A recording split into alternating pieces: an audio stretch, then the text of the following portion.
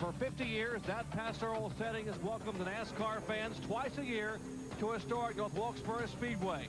Well, no more. This is the final weekend, the final NASCAR Winston Cup qualifying, and they have turned out in droves to be a part of this trip down memory lane. Yeah, it's the Tyson Holly Farms 400.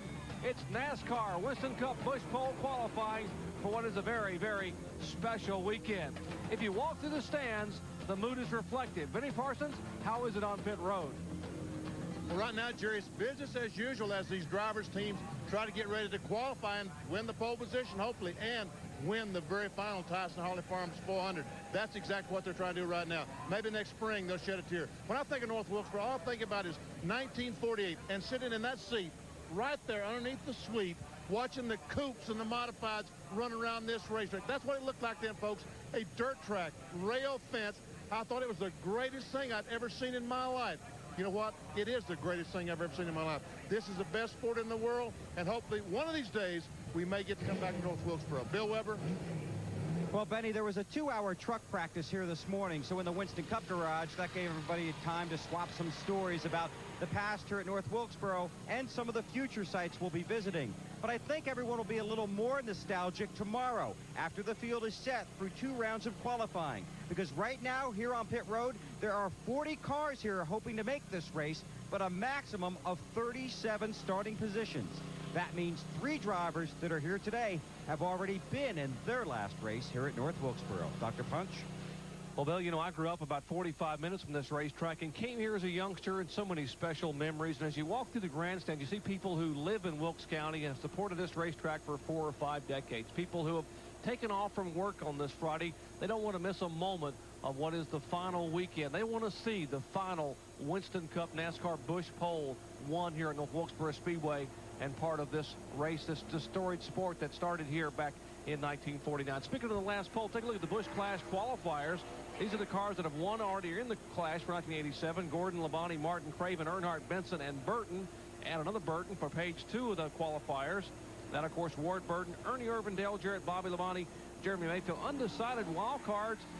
Derek Cope and Rusty Wallace aren't in the Clash, and they may not even be in the wild card drawing, and still undecided as of yet by NASCAR. So we'll let you know when they make a decision as to what will happen with those guys by virtue of being the second fastest qualifier when Bobby Hamilton was on the pole at Martinsville and Michigan.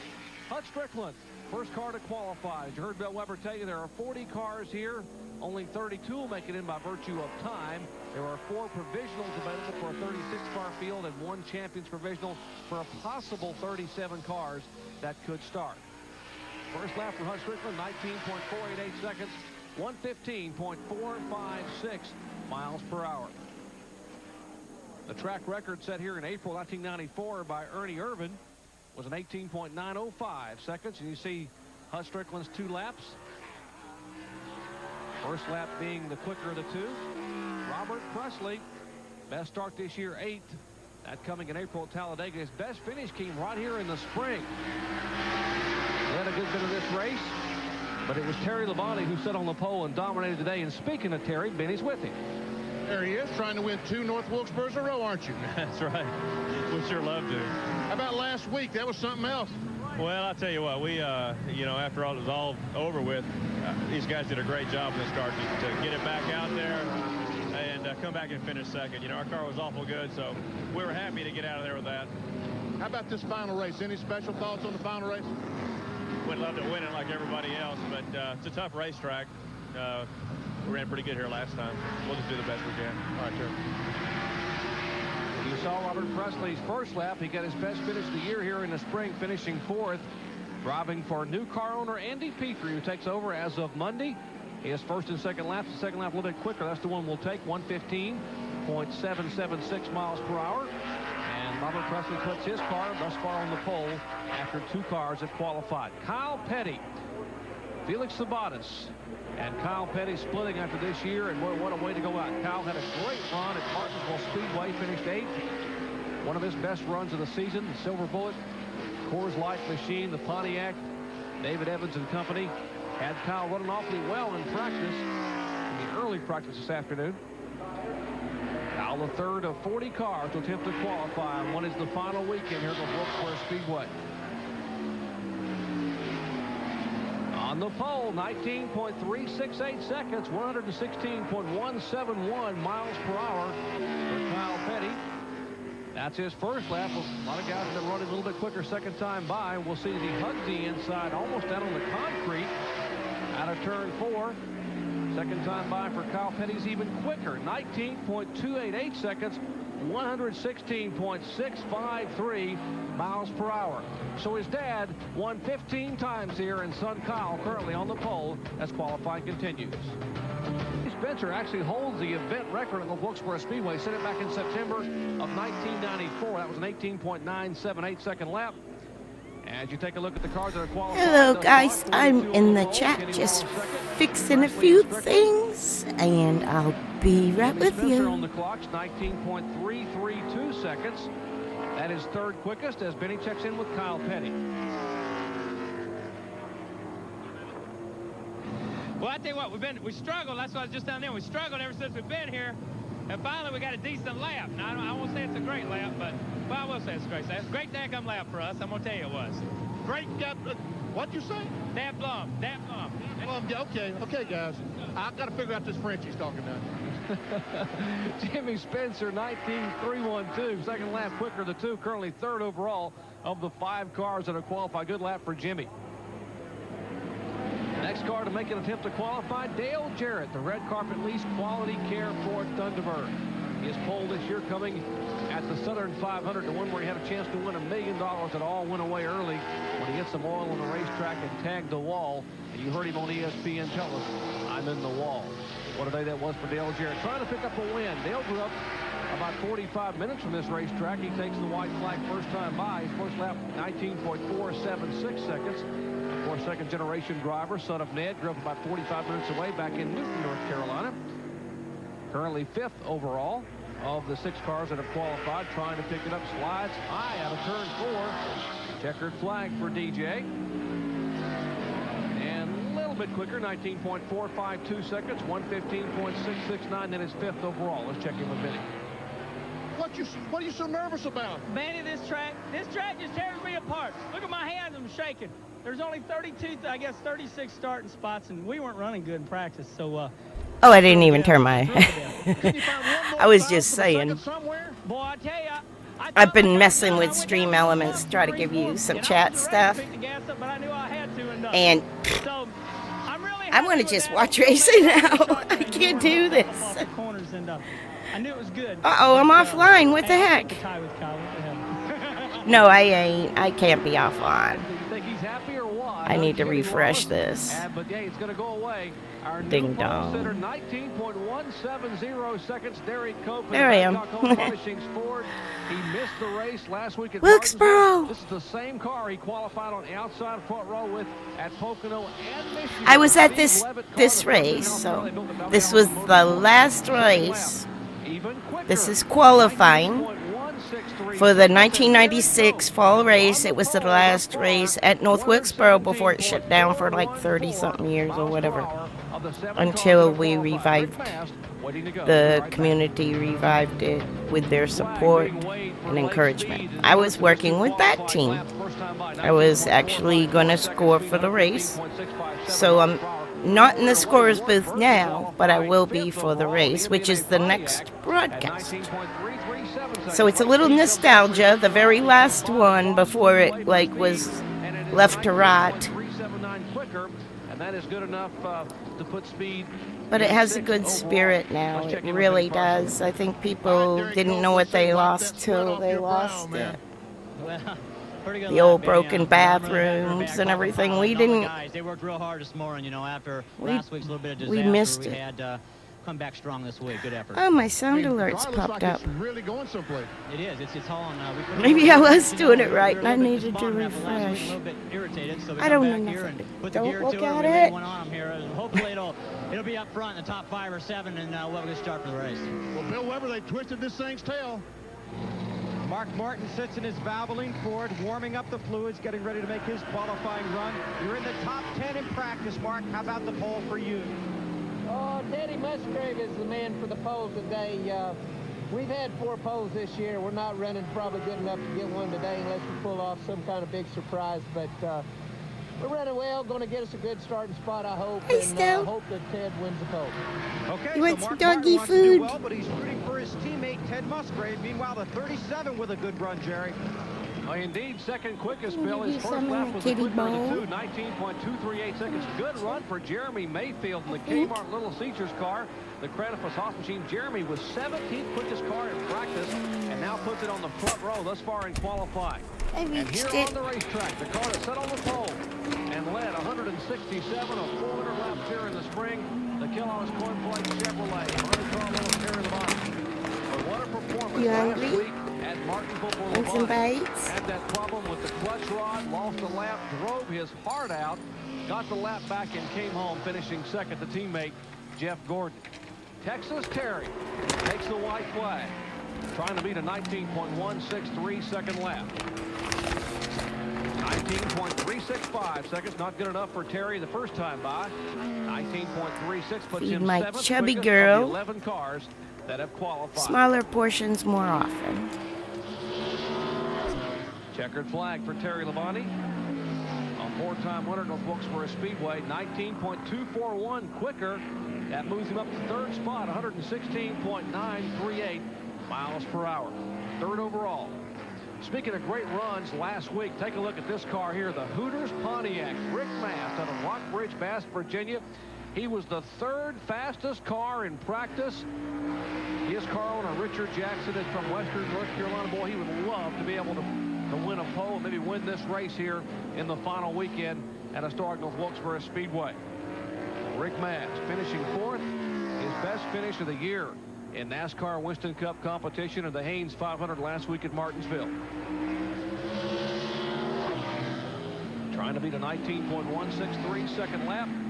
Close first time by, 19.293 seconds. I'm back. That speed translates to 116.623 miles per hour. Rick just twists it coming out of turn 4, jumps back in the throttle, and Pontiac responds. Checkered flag. Can he do it? Second time by. No, a little bit slower, 19.475. So Mast's first lap at 19.29.3 puts him sixth quickest of the 12 cars that have qualified. We'll talk with Jeremy Mayfield when we come back. He currently sits outside of row 1 in qualifying. For rookie Johnny Benson, his first lap, you see it right there, 19.149 seconds. Benson puts that Pontiac with the big Pennzoil colors on the pole. Benson, Cope, Mayfield, Terry Labonte are the top four right now. For a second, I bet he'll beat him. Likes this racetrack. As you watch Mark Martin qualify, Hear my puppy crunching. with Jeremy Mayfield.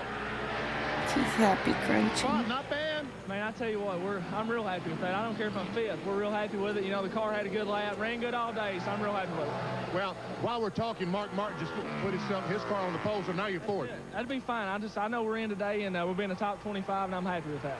I mean, well, come on, man. This is the last race in North Wilkesboro, you know. I know, but I tell you what, this is a tough place, and we struggled a little Cars bit. Tour arrives at North Wilkesboro at 6 p.m. this evening. They open the gates for the trailers to park. Hey, your teammate's on the pole, provisional pole. Blake McCandless will be reporting that on FS1. I don't know if we can do it. Big time now. That's been my strongest place everywhere we go. So Flow too, I hope. Because I have flow in my bed. Room area like in here. This is my this is my happy place. Jeff told me earlier he was 11th at practice. Told me he'd take. I can go watch it in the other room. We have the other TV, but Mark Martin trying to pick up this is my comfy Look place. at these fans on their feet waving for Dale Earnhardt. They realize he has struggled the past month and a half, 2 months. You saw that graphic a moment ago. Earnhardt says, hey, we were not a very good car at Martinsville. We will make up for it here this weekend at North Wilkesboro. Currently fourth quickest, first time by, 19.213. Was it good? 117.108. The good food? Did you bite some? Winston Cup champion and a 5-time winner. This historic racetrack. Earnhardt goes by the second time, and he's quicker. Listen to that. 19.193 seconds. And that puts him fourth quickest of the 15 cars that have qualified. Yeah, Earnhardt will be back. He'll be a factor come Sunday. Back with more qualifying after this. Stay with us. National NASCAR Bush pole here for the Tyson Holly Farms 400 North Wilkesboro Now, Speedway. this is Joe 96, Nemechek, so Dad's the not Burger with King Joe Chevy. anymore. He's He got was with him till so hard in the 94. garage. Everyone wants to be in this final event. Everyone My wants to be on the dad, pole for the I final one. think, is Nemechek, with first lap, 19.293 seconds, Kenny. 116.623. Nope. This is 96. Away, we might want to mention that Jeff Bodine Let me think. qualified at 19.322 seconds. Fuller. He is He's with 12th Fuller overall. The in the second Bush lap is side. the quicker of the two. Here is Nemechek by. His second lap is slower, 19.330 seconds, 116.399, and Nemechek currently is 10th overall. Let's go down to the Killer Bees. Benny with Benson. Hey, that does rhyme. Hey, Johnny, is it just the Pontiacs? Is it Johnny Benson? Or what's the deal? You guys are flying the last month or so. Well, we've been good in the race. Haven't been that good in qualifying, so I hope the tradition stays the same. If we qualified, okay, I hope the car races better than qualified. But you're on the outside pole, Johnny, don't you know? Well, I'm pretty happy for that. There's no doubt.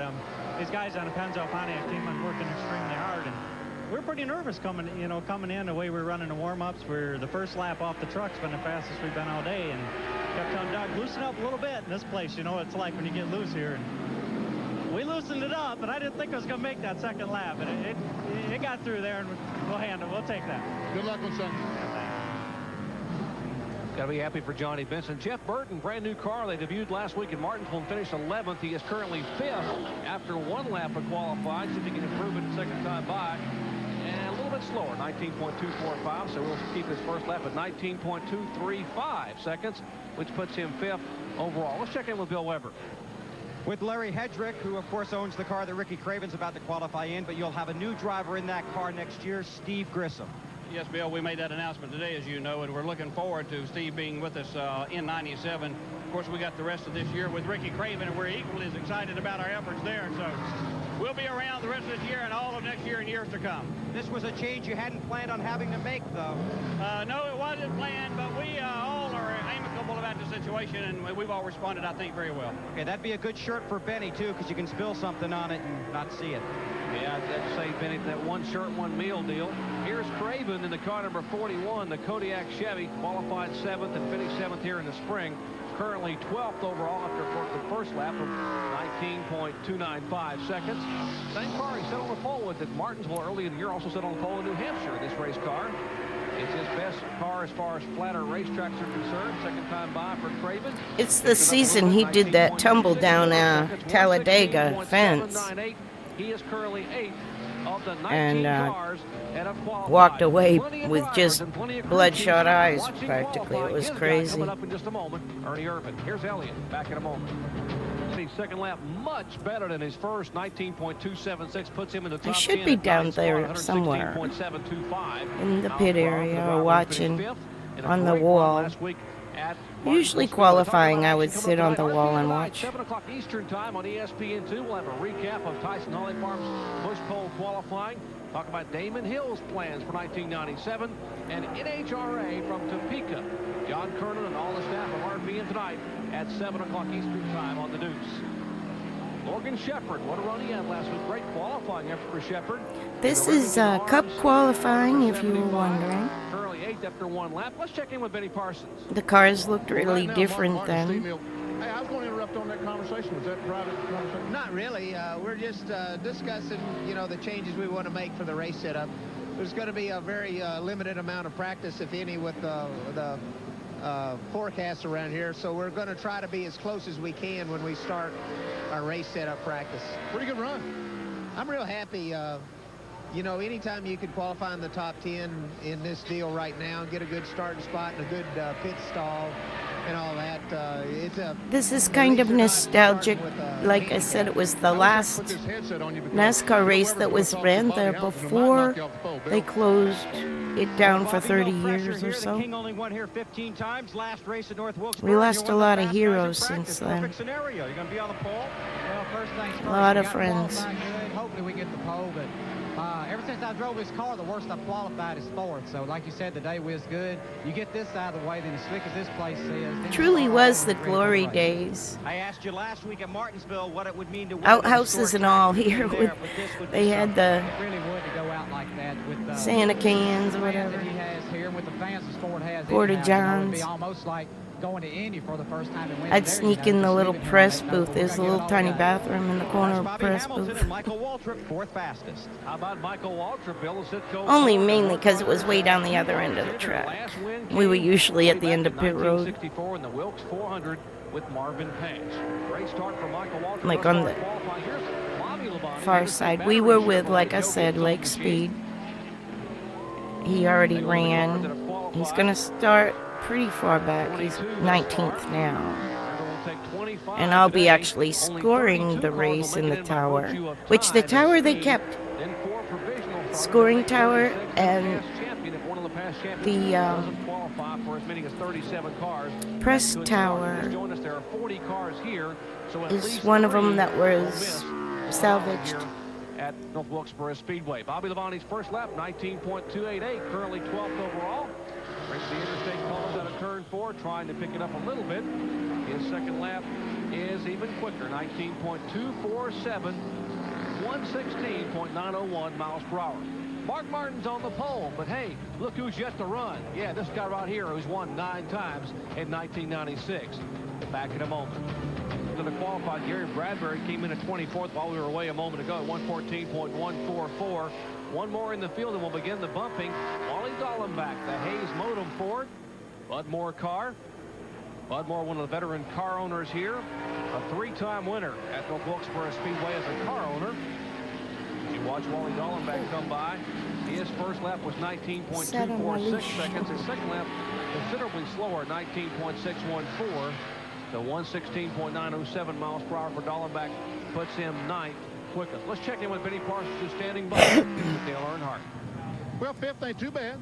Well, it's better than last week and better than the week before. I'm telling you, we got a good race car. This race car is one awesome car. It ran it bad at Richmond, ran bad at Martinsville, and just really disappointed with ourselves. But I got good feelings about Wilkesboro and about this car. One of my favorite places to race. You got to finesse the throttle a little bit. Darrell Walker once said I had no finesse, but I won a few races this old wore-out place. So you gotta be patient with the racetrack and the tires here. And I'm looking forward to Sunday. I'm looking forward to Sunday and turn our luck around and get back on the right track for the rest of the season here. Any special thoughts on this final race in North Wilkesboro? Well, I hate to see us go from here, Benny, but we've grown so much. We've outgrown it, really, honestly, and it's not. I mean, it's no disrespect to Wilkesboro and the fans that love it, because I love it as a racetrack too, and the memories I've got here. But I mean, we've outgrown it. It's time for us. We got 32 starting spots here. We need to go places. We got 40 and 42 before we can get more cars in the field. We got a big bunch of cars here that need to race. Good luck on that. I'm gonna be a car owner someday, so I'm looking after myself. Oh my. You saw Bill Elliott a moment ago in the 94 car qualify 6th quickest. Who would have known, or who would have thought his son 30 years later would be the spearhead of the revival? How wonderful. We never knew what we lost till it was gone. Every race shows it. The first race. 19.085 is the pole.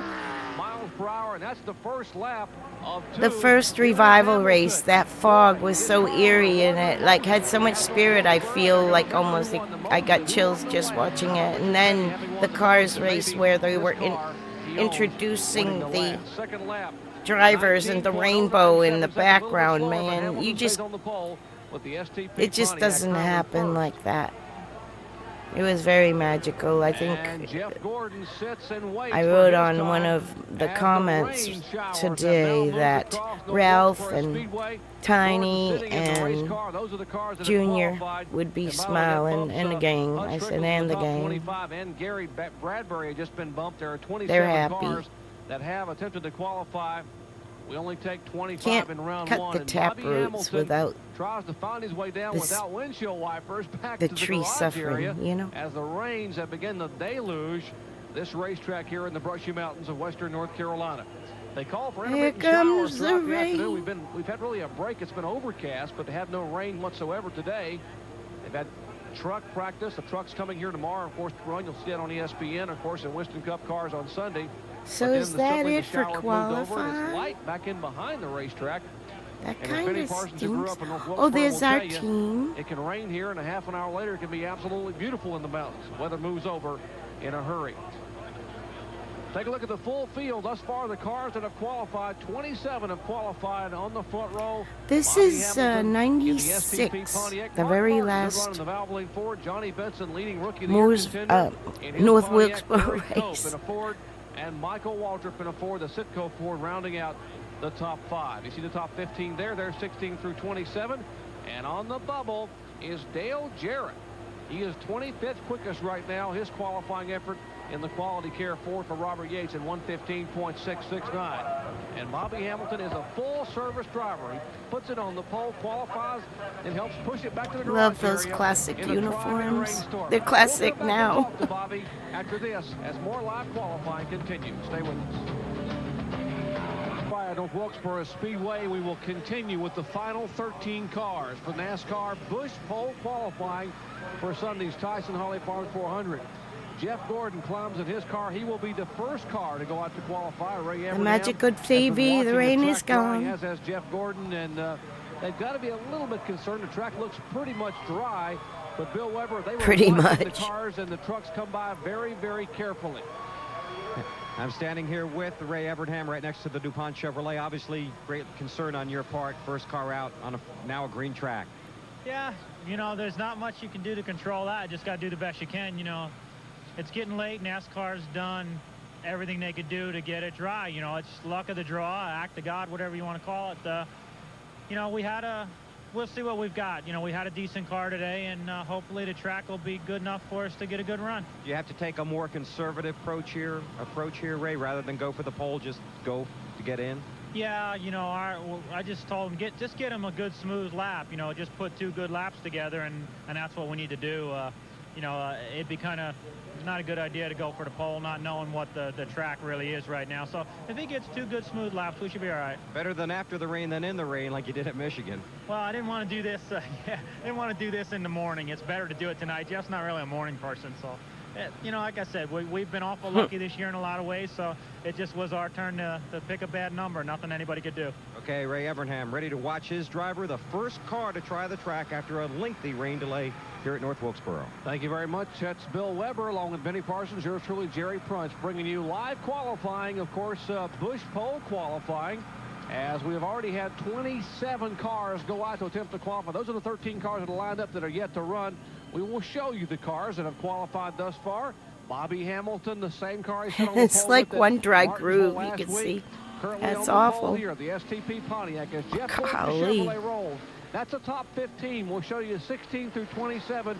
And remember, only the top 25 will be set in first round qualifying. Look at Dale Jarrett. He is on the bubble in the Quality Care Ford. And here's the man with clocks in hand. Robbie Loomis to his right. That's his crew chief. Bobby Hamilton trying to hang on to the pole. He's been on the pole for about 2 hours and a half while the rains came. And now he watches Jeff Gordon, who has 5 Busch poles to his credit in 1996. He's got to be the 19.085 second lap. That's what Hamilton ran. As a white flag for Jeff Gordon, he comes by.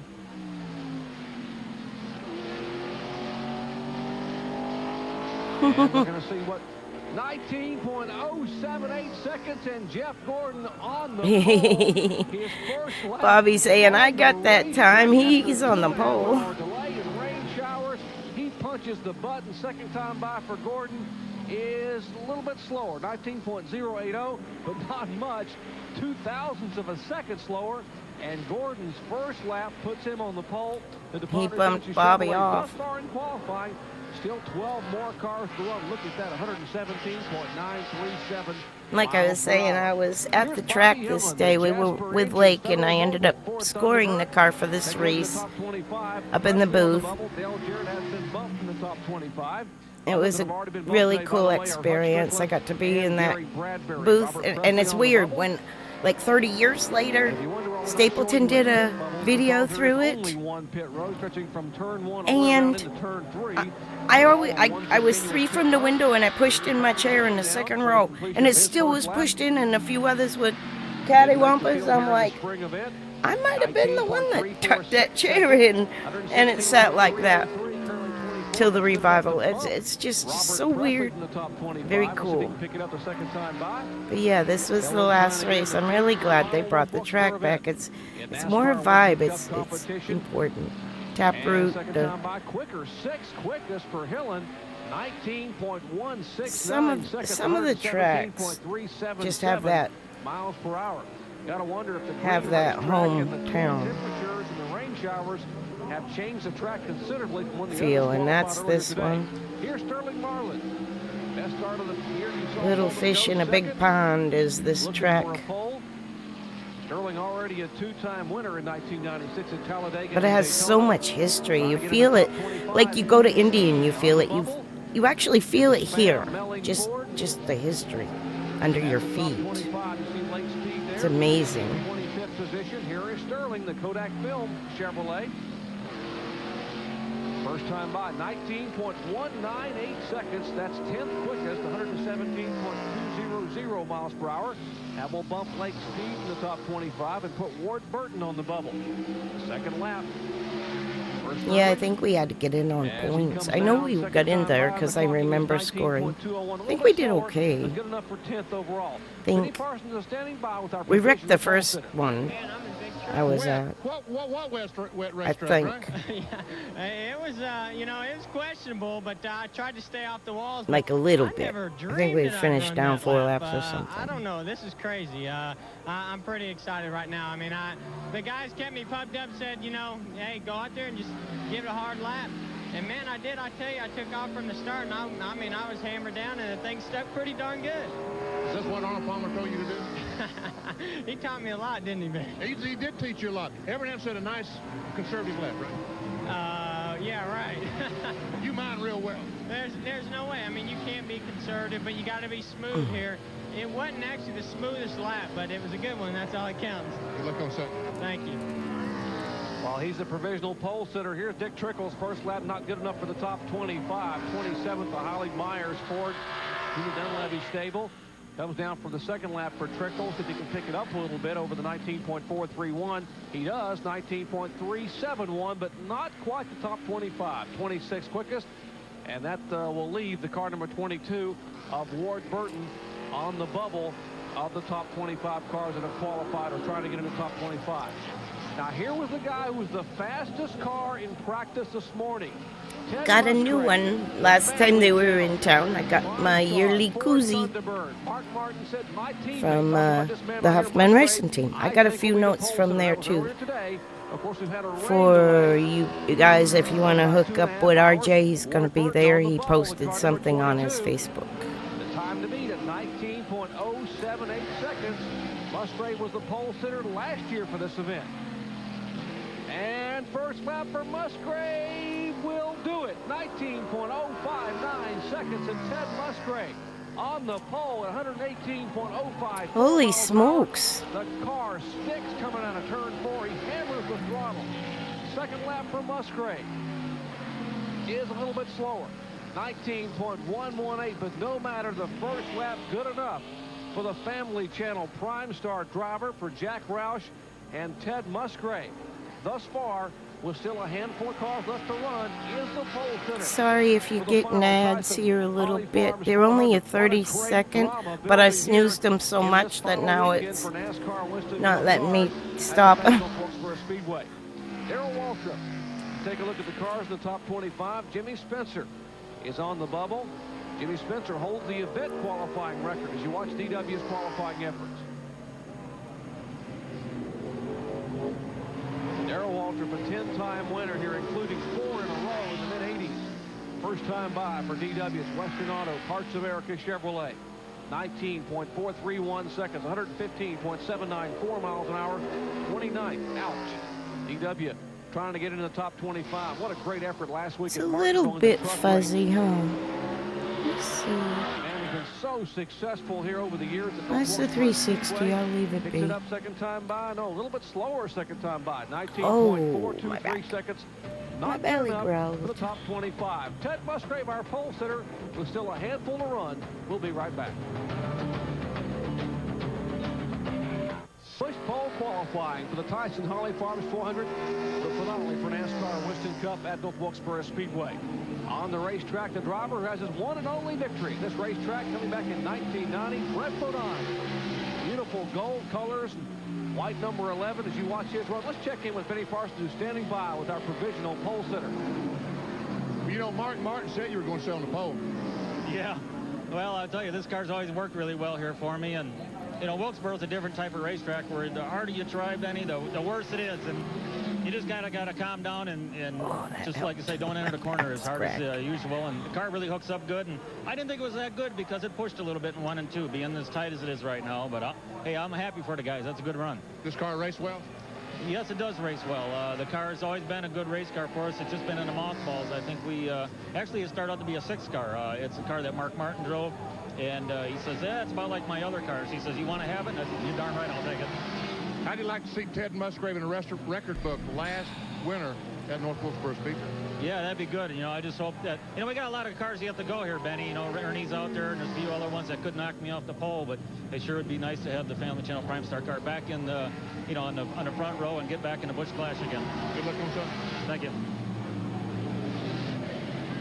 That's Ted Musgrave on the provisional pole. Ernie Irvin's first lap good enough for 4th quickest, 19.113 seconds. And that will bump Jeff Bodine and puts Brett Bodine on the bubble.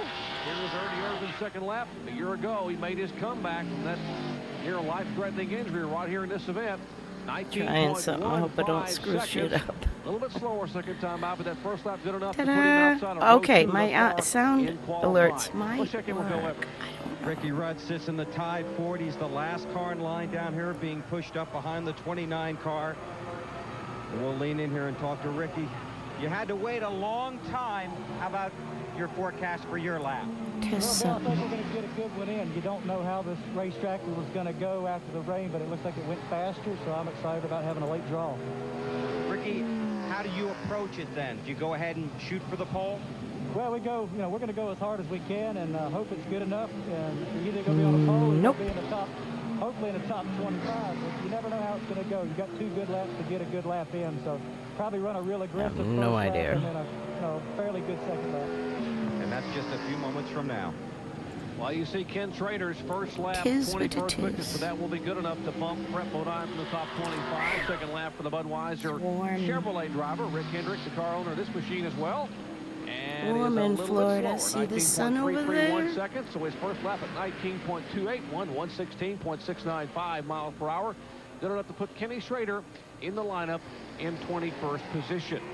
Comes Bobby. Here's Dave Marcus. No, Dave Marcus. The prodigy Chevrolet. My eyes are bad. Driver has been here for a lot of years. Boy, he has a lot of great memories of this racetrack over the years.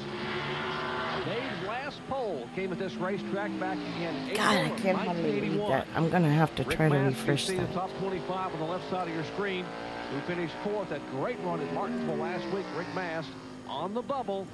Only the top 25 set in first round qualifying. All Ford waving the white flag to Dave Marcus. First lap by trying to get in the top 25. 19.267 seconds, 116.780 miles an hour. Puts him in 20th spot, and that will indeed bump Rick Mast from the top 25.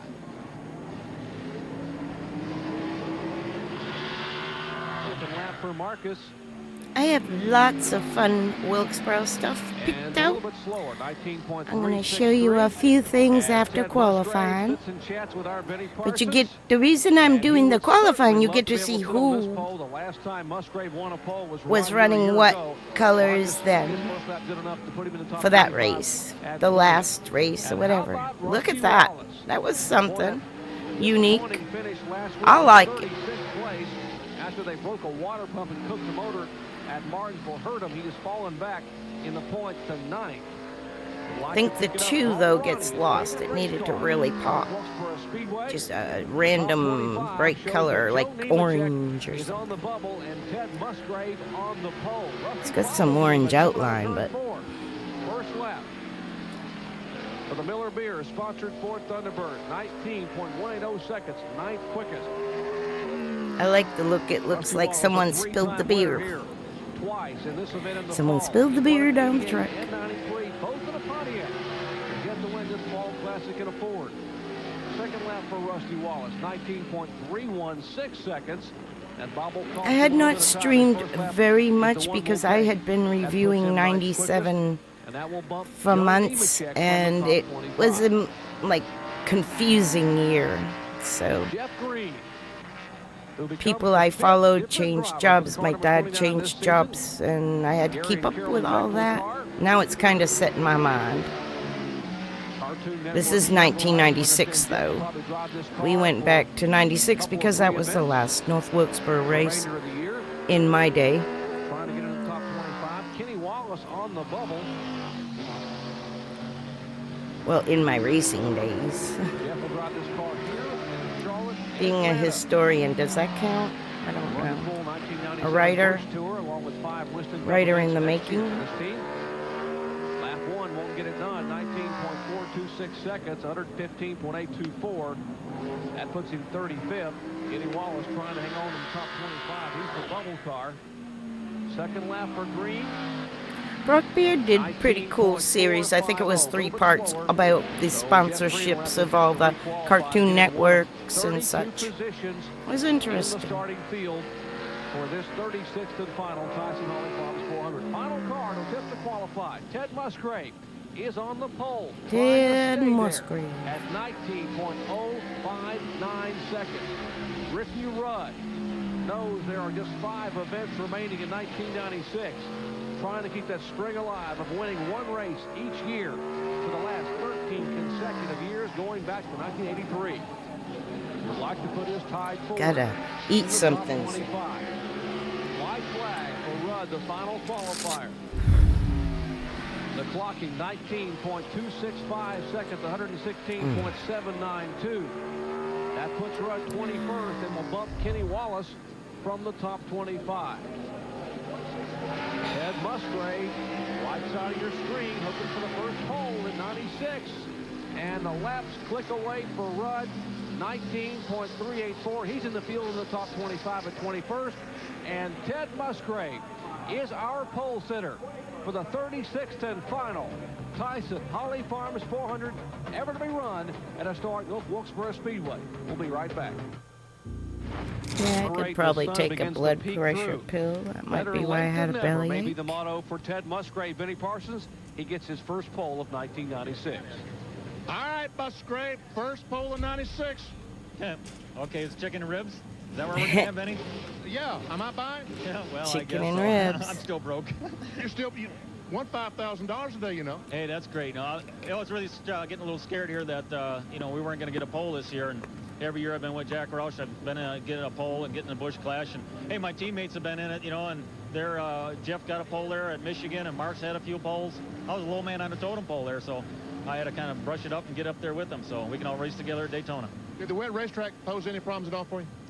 Actually, I was just a little worried we weren't going to get our shot at it. The car was the quickest one in practice, and I told the guys, man, I hope at least get a chance to try this out, and get a pole, and thank goodness, everything worked out really well for us. Now, 4 more races after this one, you need to get a couple of victories in 1996. Yeah, that'd be great. This is our last time here at North Wilkesboro, and at least, we get the Family Channel Prime Star car on the record book as the last pole winner. Now, if we can just get the last winner of the race, that'd be great, too. All right, Bill Weber's with a guy who might have something to say about that. Bill? Well, Ernie Irvin, an emotional moment for you 1 year ago here, but a 5th place qualifying run today. Congratulations. Yeah, it's real exciting, and it's nice to be able to come back here.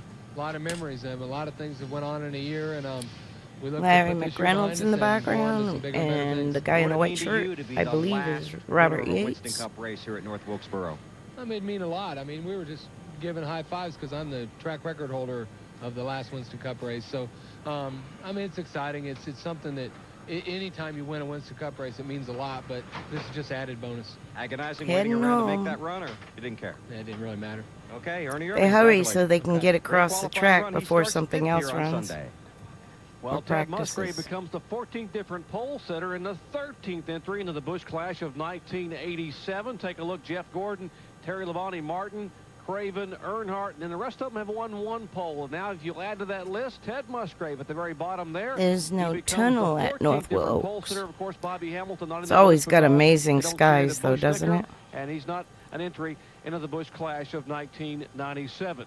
Take a look at our rundown after qualifying. Of course, Ted Musgrave, 40 years of age, his 5th career Busch pole, and first of 1996 in a Ford. Gordon in a Chevy outside of row 1. Bobby Hamilton, who held the pole for about 2.5 I can hours stop during this. the rain delay. Just a second. These are the scoring booths right here. That one group of these two. This was where the press was in the furthest one, and the one that sticks out. No, my bad. We're in the one that sticks out the most, and then the press was in here because we were right across the start-finish line, and that's how we scored. There was a clock right here, and we marked down what the number on the clock was every time our car passed that start-finish line.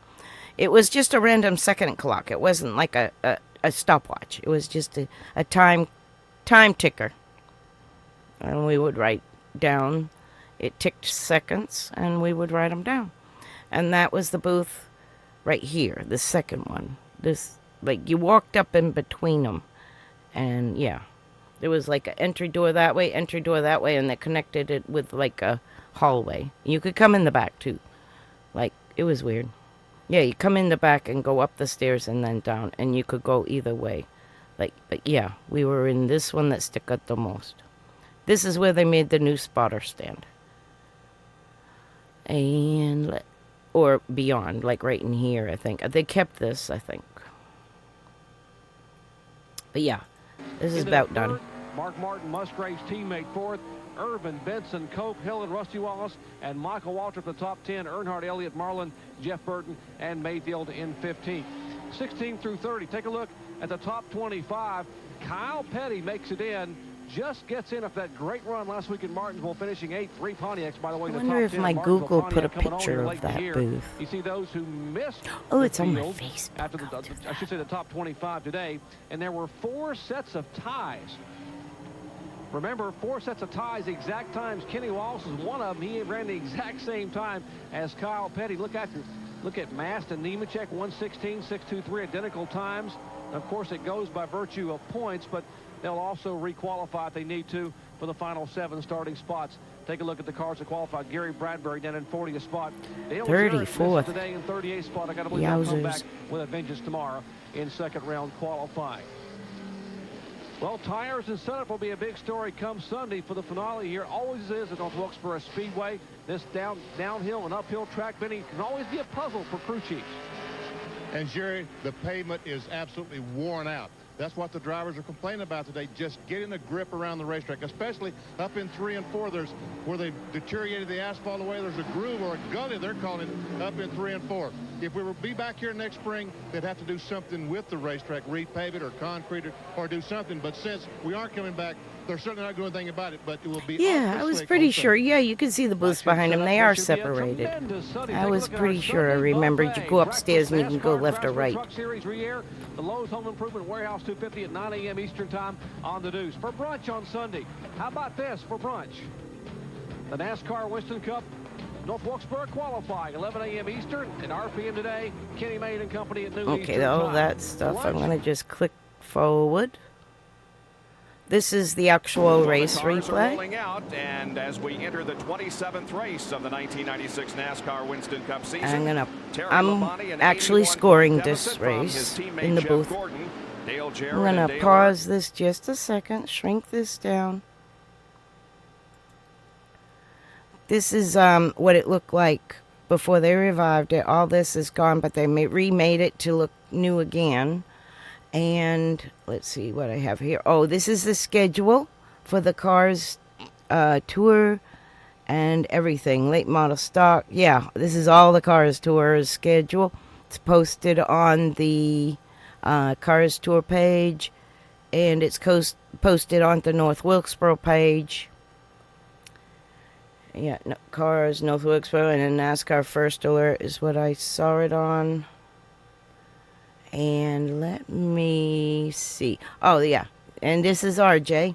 He says, who's headed to North Wilkesboro? Let him know on his Facebook page. He'll meet you there. And I said, we'll be cheering you on from Florida. So anyways, that. And I posted on my page a picture of the booth.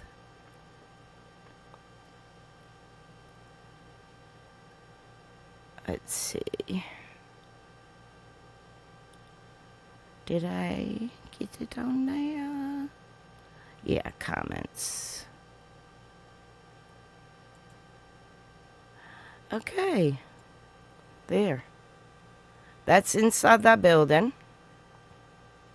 The one I had showed you, the double building. And that's the old buildings there. Okay, we were on the N1, but this is where I was sitting, the third seat in, right there. And scoring. But yeah, it is, I guess we're the ones that stick out the furthest. And I guess we were on the end. But it was hard for me to figure. But we had our clipboard right there and everything. And yeah, that was the scorer's room from the inside. But like to me, it's a little confusing as which building it is unless I was inside. Because I only know what it looks like from the inside, not the outside. Okay, here we go. Earnhardt are 162 and 341 points back. And there you can see that as you look through 6 through 10, it's a pretty tight battle there from 6 through 10 on. Well, we prevail now and show you the last starting grid for a NASCAR Winston Cup race here at North Wilkesboro. It's Ted Musgrave on the pole and Jeff Gordon alongside. Back in the second row, Bobby Hamilton, a driver who has had some good starts recently, looking for his first NASCAR Winston Cup win. I will be right back. I gotta get myself a drink. Made his return to NASCAR Winston Cup racing a year ago at this facility. Starts alongside Johnny Benson. And in the next row, we see Derry Cope and Bobby Hillen. And Cope, after not qualifying at Martinsville last week, great qualifying run here. Michael Walden and Rusty Wallace were seen back in the row 5. And there we see Earnhardt, as we said, in row 6. Jeff Burke, Sterling Marlin. Some great competition all back through the field. You see Terry Labonte, everybody's pointing towards that guy, and his little brother Bobby too will be a factor in this race. So what are the keys to winning here, guys? The keys are coming off that corner and not spinning the rear tires. Takes a lot of patience. You have that horsepower at your command. Just press that accelerator, but boy, sometimes that can be your biggest enemy on this racetrack, because if Benny says you spin those tires, then you start slipping and sliding worse and worse and worse. The first thing you know, you can't get off the corners. You know, engine builders try to get as much horsepower as they can at each and every racetrack except this one. They still have that horsepower up at 8,000 RPMs, but at 6,500 RPMs, they detune the engines so that they try to keep the drivers from spinning those rear tires. Let's take a look at those who failed to qualify for this final event here at North Wilkesboro. Ward Burton, Dick Trickle, and Gary Bradbury. And it was sad to see anyone have to miss a race here. Lots of onboard cameras for you here this afternoon. That, of course, is the roof cam on Dale Jarrett. We are set for the green flag here at North Wilkesboro for the 93rd time and final time for a NASCAR Winston Cup race. The green flag is waving and the Tyson Holly Farms 400 is underway.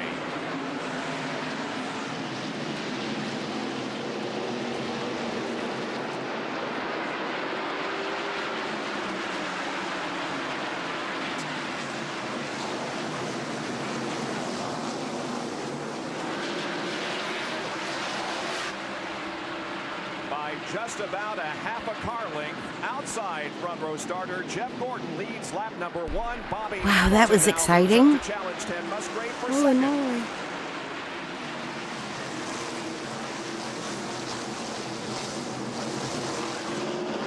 Get my mouse. Yeah. I'm back. Hamilton has second place. Musgrave in third.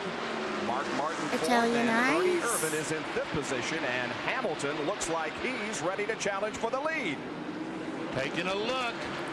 There comes Earnhardt trying to get on the inside of Michael Waltrip, trying to follow Rusty Wallace to that hole.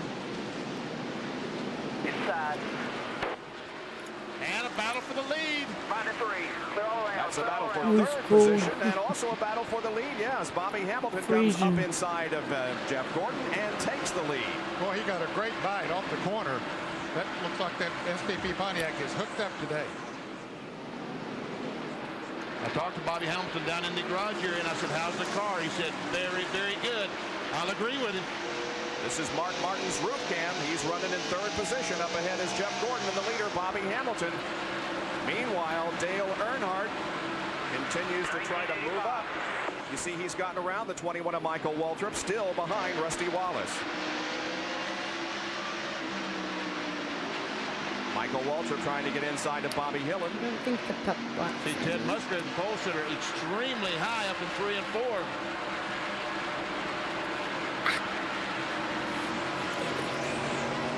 Oh, they're close already. Slippery hail. Rusty is 8th, Dale 9th. Here comes the sun. And looks like that Ted Musgrave Here is slipping comes back the badly. sun. We ain't seen the sun in days. The car appears to be loose. Like I said, his car was And fast it's qualifying. gone. He hoped it would be good for the race, but it's definitely a different setup for the race than what you use in qualifying. Slid back Oh, to sorry, I 9th position, chewed. Ted Musgrave has. That's rude. Now Earnhardt takes a look inside of Rusty Wallace at the end of the straightaway, takes the position easily. Slides up, here comes Wallace trying back, but he can't do it. Earnhardt gets a good ride off the turn and takes off. So Dale Earnhardt now up to 7th.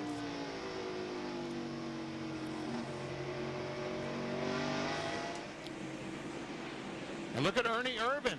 Irvin has closed right up on the back bumper of Jeff Gordon. Takes a look in that 28, the Hellman car.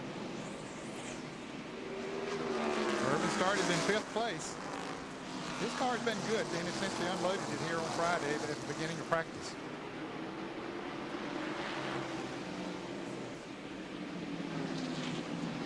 Once again, Ernie Irvin tries to work inside of Jeff Gordon. Didn't have the momentum build up there in the corner to take the position on the straightaway. And so Irvin continues to run in 3rd place. But how about Ted Musgrave? 6 He's through fallen back, 10 Jerry. is Cope, Earnhardt, Wallace, Musgrave, Waltrip.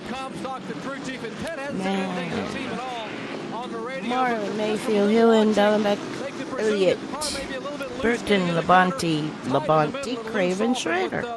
That's 20. Shepard, Marcus, Rudd, Andretti, Back to 10th position, Petty, and Sterling Marlin is trying Strickland, to take Kenny that spot away Wallace, from him. Mass, Brett Bodine, and Jarrett. P30. And we got Spencer and Nemechek. Speed. We're in 33rd. Jeff Bodine and Presley. Darrell and Jeff Green. Dale Earnhardt was passing Derek Cope, moved up into 6th place.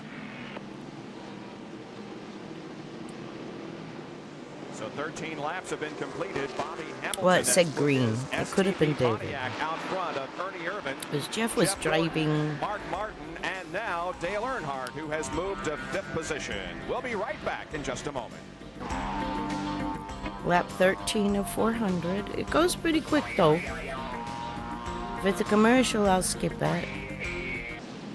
Green is back out at North Wilkesboro. The Tyson Holly Farms 400 underway again. Best battle on the racetrack for 3rd spot. Earnhardt wants it from Gordon. They go into the corner, wheel to wheel, and Earnhardt comes out with the spot. And Mark Martin now is going to try to pull up alongside Jeff. The Italian Ice was a good choice. I don't feel overheated. He doesn't want to get into We're any hungry skirmish in here in the early part of the race, so he'll let him go. He's already led a lap. Got him 5 bonus points, so he'll settle in there to spot that's comfortable for him. From Mark Martin's roof cam, you can see that he has indeed passed Jeff Gordon, and so Jeff falls back to 6th position. Already a donut on the side of the 1 car there, Rick Mast, as he and Joe Nemechek are wheel to wheel, side by side. He hopes that's all the damage he'll have today when he leaves this racetrack as a wheel mark. Jeff Bodine, oh boy, gets a little loose and causes a don't hit us. Yes, something is wrong with Jeff Bodine's car. Flat tire in the right rear. He's got a flat tire. The left rear tire. Oh, left rear. Yes. Okay. Good eyes. That's odd. So Jeff Got hit in the Bodine right and the left won rear this is race flat. 3 times, 89, 92, and 94, but he's into the pits early for an unscheduled stop. Look what happened there in turn 4. Well, he was one of those drivers that made a pit stop during the caution. And you see apparently the tire goes down there. He gets a little bit crossways, gets hit. And right in the He middle just of all missed that us. traffic, he does a good job. And so does a I lot would of have other race drivers. marked do a that good down. job there. Oh, man, Running over. we're moving up a little. So the work is already done on the QBC Ford, and Jeff Bodine is rolling. I'd worked for them in 97, but they didn't race Wilkesboro then, so this is why I play in 96. Oh, there we were on the corner. But I'm in the booth. But I saw our team, saw the big yellow number 9. I thought for a moment that something had happened to Mark Barnes' car, but he just was letting Jeff Gordon go. Another field summary. The starting position of each driver in parentheses. Cope, Wallace, Waltrip, Benson, Mayfield. Did Joe Nemechek's He was in? involved in that little skirmish there with Jeff Bodine, maybe a tire rub or something. Yeah, and he was one of those drivers who had made a pit stop during the caution too. As a matter of fact, the final few cars in the field, those that were running at the back of the pack, You almost immediately go down 2 laps if you pit under green here, without a doubt. Showing some wheel marks too. They're all passing the pole sitter, Ted Musgrave, who is really struggling here in the early Oh, wow, going. we're up to He's back 27. to about 17. Man. still losing spots. He's just having a tough time. Jerry has more. Musgrave is just continuing to drop back, Jerry. Bob, you're exactly right. Not exactly what they had hoped to have happen. You know, we talked about how green the racetrack was. Howard Comstock said the car is just so tight now they can't turn it. They were hoping the track would come to them in the first 30 laps, but we're almost pushing 40 laps now, and the track hasn't come to him, but the traffic has. He's being passed one by one. Let's check in with John Kernan. Jerry, I'm up in Jeff Bodine's pit and looking at the tire, the flat tire that came off there, the left rear, and we can't find any problems. There were no punctures. They say the tire just went flat. All the valve stems are in place, so there's no problem there. They say the tire just went flat. They can't find a puncture. Let's go to Bill Weber. Another strong qualifying run for Johnny Benson. He also drove in the Craftsman truck race here on Saturday. I talked to his crew. They said they learned a little bit from tire wear. Johnny's truck was great at the beginning of that race, but it got more loose as the race went along. They were hoping that wouldn't be the case today. They were going to make the Pennzoil Pontiac a little tighter before the race went on. But right now, Johnny's car is a little bit loose. That's what he's telling his crew. They're running in 9th place. Right ahead of Jeremy Mayfield, and here's a battle between Derek Cope and Jeff Gordon, and Cope moves into 5th. I'll give a shout out to where I get these videos. The early laps, Jeff Gordon finds Right here is Austin LaPlante, if you can see that. He has almost every year of every series. And in order, too. And this is a NASCAR one, so it'll be copyright. Behind Jarrett there. Jarrett was the last one that didn't stop. Everybody behind him stopped, and they all have on new tires, and I'm sure that they're sitting there. So they'll mute some of it. Every one of them now have passed him. John Kernan? Well, Dale Jarrett told his crew chief Todd Parrott right before the green came back out, he said, hey, we should have pitted taken on 4 tires because this car is very, very loose. So yes, Ned, you're exactly right. They're second guessing themselves right now, saying they should have made a pit stop and changed tires. But I'm kind of old school to know, like, NASCAR wouldn't have existed without us teams either. So it's a little rite of passage, I guess. Jeff Bodine each lost 2 laps when they made their green flag pit stop. Ricky Rudd, Wally Dallenbach, here is Bobby Labonte and Darrell Waltrip, who took a champion's provisional to get in the race, but Darrell is picking up The old stories are important. Yeah, he has those fresh tires. He was one of those that made that pit stop, so he is really coming back up through the field. That was a very smart move. If anyone's from the Mooresville area, the Cornelius area on 115, Highway 115, I worked at a manufacturing plant there. It was called Foamex, F-O-A-M-E-X. I don't even know if it's there anymore. But the plant manager was my boss, and I invited him to the first Wilkesboro race this year.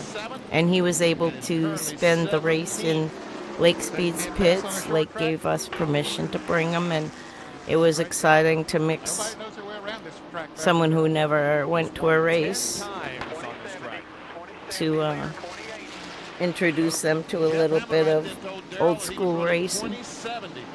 It was a good experience. And the leader was running 28, so right now Darrell Walter faster than the leader. John Kernan. To Jeff Hammond earlier in the morning, and he said, you know, it really helped the fact that Darrell, even though he's won 10 times here and has all the experience here at this racetrack, that he ran the truck race on Saturdays. And we may have learned some things in the truck race that could help them today. And even though they started shotgun on the field, Jeff said, hey, this is a good car. We had it at Martinsville last week. We had the power steering problem, and that put us behind. We didn't get the chance to show how good the car was last week. Bodine's on to a show how good it is today. vengeance right now. Gaggle of cars, a whole covey of them coming down the straightaway. Yeah, you got the 23 and the He's going to try to get that lap back, I bet. During that caution, they have fresher tires. And We didn't have lucky dogs then. I'm glad they do now, though. Ooh, 3 abreast here, Sterling. You better back off. And he did. Joe Nemechek going by the leader of the race, Bobby Hamilton, with those fresh tires. He is faster than Hamilton, so he has one of those laps back. Yep. Look at Ernie Irvin, who's now come right up on the back bumper of Bobby Hamilton, first and second position here.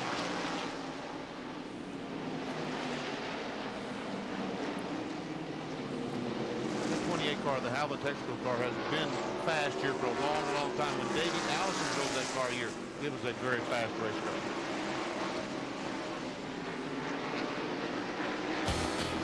.350 laps to go. 50 have been completed in the Tyson Holly Farms 400 as we say goodbye to Winston Cup racing at North Wilkesboro.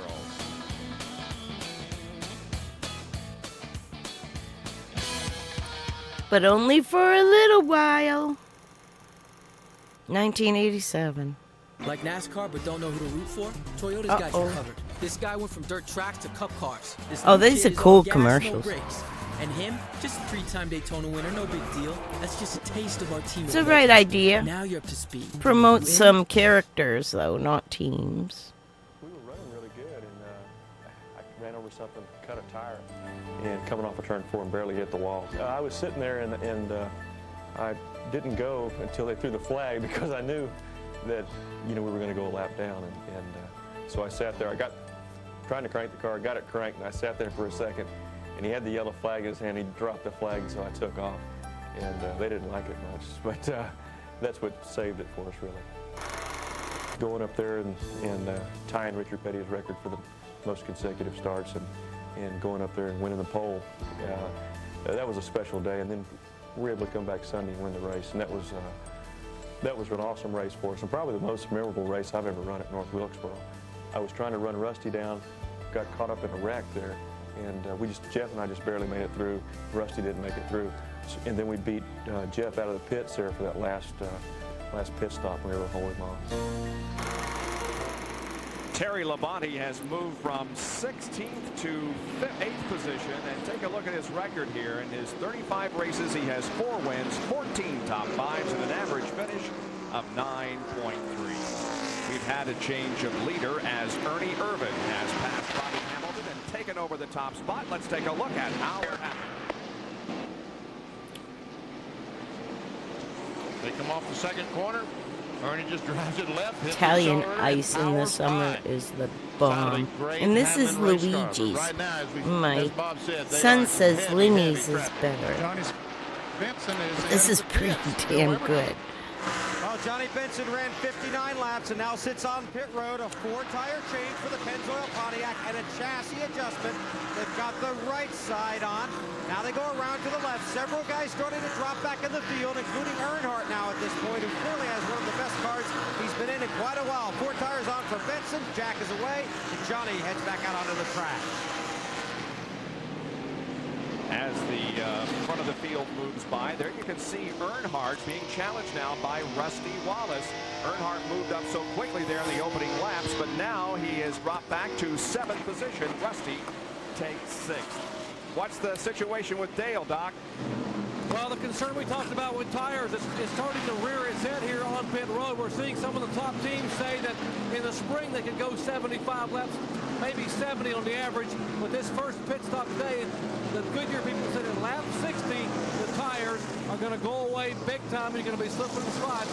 Just This hanging is on. good. We'll start to see it That hit happen. the spot. Even up front, the 43 car now beginning to slide a little bit. Be right back. I gotta Off the toss lead, this but out. look for pit stops at the first opportune time, the next 10 to 15 laps. And when the first leader comes, they'll all follow. Well, their estimate was pretty accurate because we're on the 62nd lap now, and we are seeing some drivers slipping and sliding badly out there as we take a look at another Fram field summary. Ernie Irvan coming up on slower traffic. Now, Ernie, when he made his return here a year ago, led 30 laps, and he's back at the front again, about to put a lap on John Andretti. Andretti is running in the 31st position. And Mark Martin right now, the battling for it might be the fastest car on the racetrack. Remember, he had fallen back to about 6th. He's worked his way back up to 3rd as Bobby Labonte, Kenny Schrader go by Michael Walker, the Citgo car. Denny, I think Mark Martin just sat there and tried very hard not to abuse those tires in the early going, tried to keep a straight pattern around the racetrack, and I think it's paying off for him here right now. Little different look to the 11 car there of Brett Bodine, former winner here at North Wilkesboro. There's Lake Speed to the inside of Michael Waltrip. This is about 16th, 17th, 18th, and 19th. Look at Johnny Benson. He's got those new tires on there. Look at him go. Feels so good.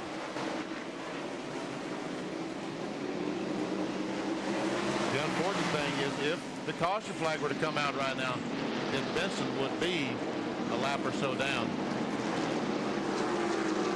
Wally Dallenbach is up ahead. Wally also came in for a pit stop not too long ago, but those running up front have yet to come in for their pit stop, and we want to be here when they make them because it can definitely spell a good position on the track and a bad one. So we'll take a break and be right back.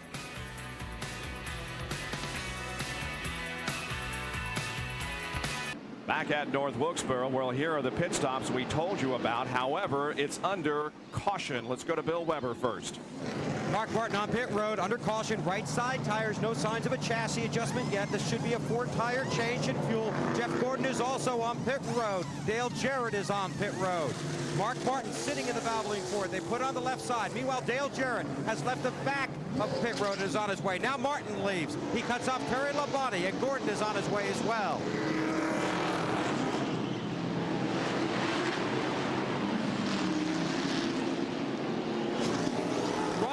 Fender was bending on Bobby Hamilton's STP Pontiac. They took a 5-pound sledge, and let's go like to the Irvin pit where Bill is standing by. Right side damage to the Haviland Ford. They've changed the right tires. Now they're going to hold Ernie Irvan on pit road. Larry McReynolds appeals to the Winston Cup official. Ernie did come down pit road earlier and continued on his way. Larry McReynolds lobbying for his cause, visibly upset. Irvan being held here on pit road. Now is allowed to go, and Larry McReynolds talks it over with the NASCAR official. Lost a lap. Now, Bill, as you pointed out, he did, as soon as he came around, he didn't wait for the pace car to pick the field up. He came down pit road. His crew sent him on around, or at least he went on around and got bleeding back in the field and then came down pit road when they did, but the pits were not open when he came down the first time. So I assume that that's the concern among the officials there. And of course he is being stopped also down at the exit of the pit road while the field goes by. Well, we are under caution because of an incident here on the main straightaway involving Kyle Petty, and it ultimately involved Irvin and Hamilton. Let's take a look. All this started back in turn 3, and Kyle Petty comes off the corner, nails the gas, gets sideways, goes down, gets in the 28 car and also the 43 car. We see Mark Martin way down on the inside. He avoids all the problems. Both the leaders are having a problem. Now this is going in turn 3, and you'll see the problem start here. There, we get a bump from the 8 car. He gets the car sideways. He might have had a flat tire because here when he got on the gas, the car just suddenly snaps sideways, and he goes around, and that's when the leaders made contact with Kyle Petty. Kyle is back out on the track. Ernie Irvan, however, has come in for another stop as they continue to work on the left front of the Texaco Haviland Ford. We'll take a break and be right back with more from North Wilkesboro.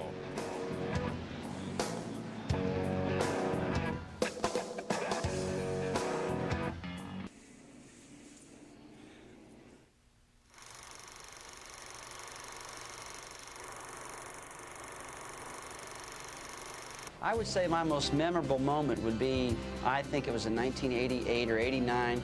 I was leading the race with 1 lap to go. Jeff Bodine was right behind me. I was going into turn 1. He bumped me to the rear end, sent me up the racetrack. He took the lead. And as we come down the back straightaway, I slid right back in behind him, and I bumped him in turn 3, and he shot him up the racetrack. I slid underneath him, won the race, and I looked up in the rearview mirror, and all I saw was people sliding all over the place. And then I come in victory lane, and some of Jeff's crew chief's wives hovered as I was pulling into victory lane, and they took their right hand and popped it through the window net at me. They were mad as a hornet.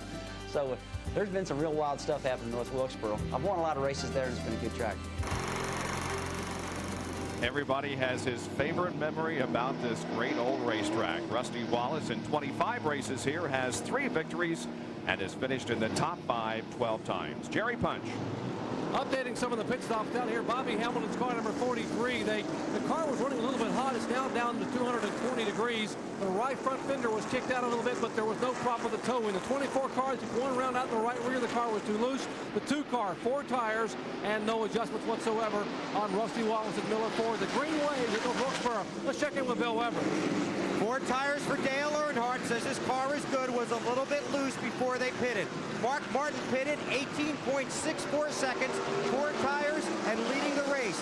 Ernie Irvin's car is not handling well. It's towed in a mile, they said. They're going to try and go to the next caution. Ernie is not up to speed, but he may not make it that far and may have to pit early. To John Kernan. Dale Jarrett in, 4 tires, track bar adjustment. Remember, he was complaining the car was loose. Darrell Walter, 4 tires, and the track bar, just a small one to try and tighten that car up a little bit. Rick Mast came in, 4 tires, no adjustments. He's currently running in the 6th spot. Ernie Irvin, indeed, it cannot keep up with the rest of the field. He is very slow on the racetrack, but some good competition here. Look at Rick Mast working to the inside of Dale Earnhardt, and this is the battle for 5th position after starting in 28th. Good performance from Rick Mast. And Darrell Walter right behind those 2 cars. Darrell started in 37th, currently in 7th spot. And Wally Dallenbach just made an unscheduled pit stop. He had made a green flag pit stop before the caution came out. Was already 3 laps down. Now both Ernie Irvin and Kyle Petty are just 1 lap down. 43 of Bobby Hamilton, who was also involved in that skirmish here on the front straightaway, is still on the lead lap.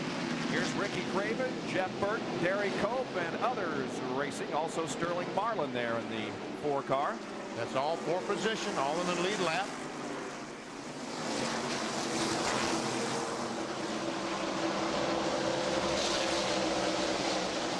Once again, there's a Fram field summary. Easy for you to say. Now these cars right now with their fresh tires on are running about 20 seconds a lap here, maybe just a little bit less. Sterling Marlin goes on the inside of Ricky Craven, takes that position away. That should be 10th. There's that new look number 11 as he gets into the side of Ricky Craven. That's Brett Bodine, who won the spring race here in 1990.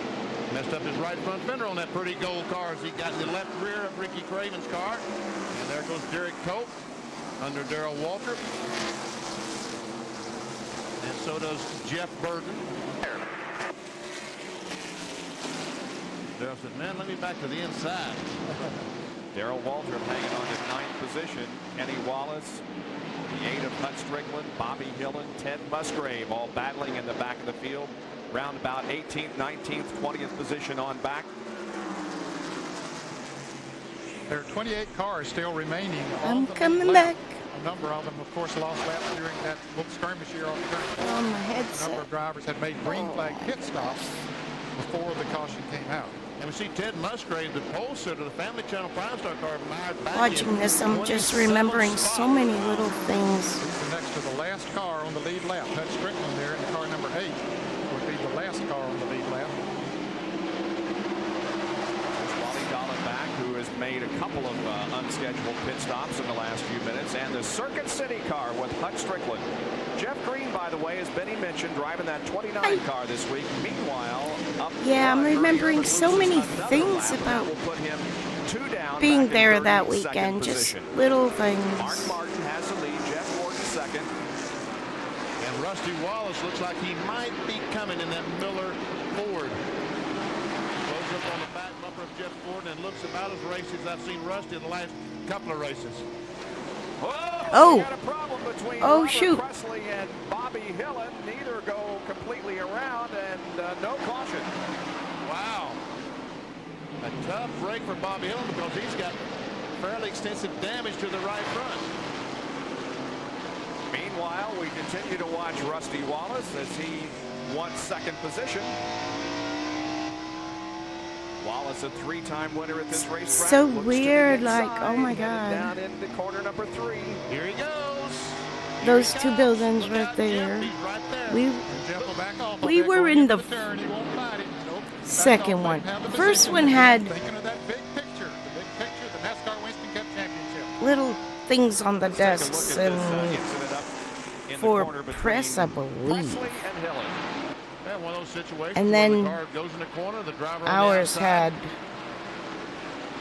some rigging for like a button, because we had to mash a button, which is the beginning of the transponders. And when you get in that field summary, that was because we mashed the button. I don't know if you know that. Who will become the owner of that team this week coming up. He tells me that the toe has been knocked out, so Robert's going to really have a handful. That's what we were told at some of the tracks. Well, they're going to call Bobby Hillen on the pit road. Troy Selberg said no use to take a chance on wrecking a car and maybe injuring a driver. Said we really can't. Could have been by transponders too, but we had to mash a button. It was weird. Even though quite a bit of the fender is pulled away, so they're on the wall poised to bring the Jasper engines forward down pit road. New to Toyota Gazoo Racing, there are a lot of unofficial rules. Rules like only pass cars on the Cool left. Don't Toyota drive on the ads. When you win, be humble. You know what they say. Rules are made to be broken. You in?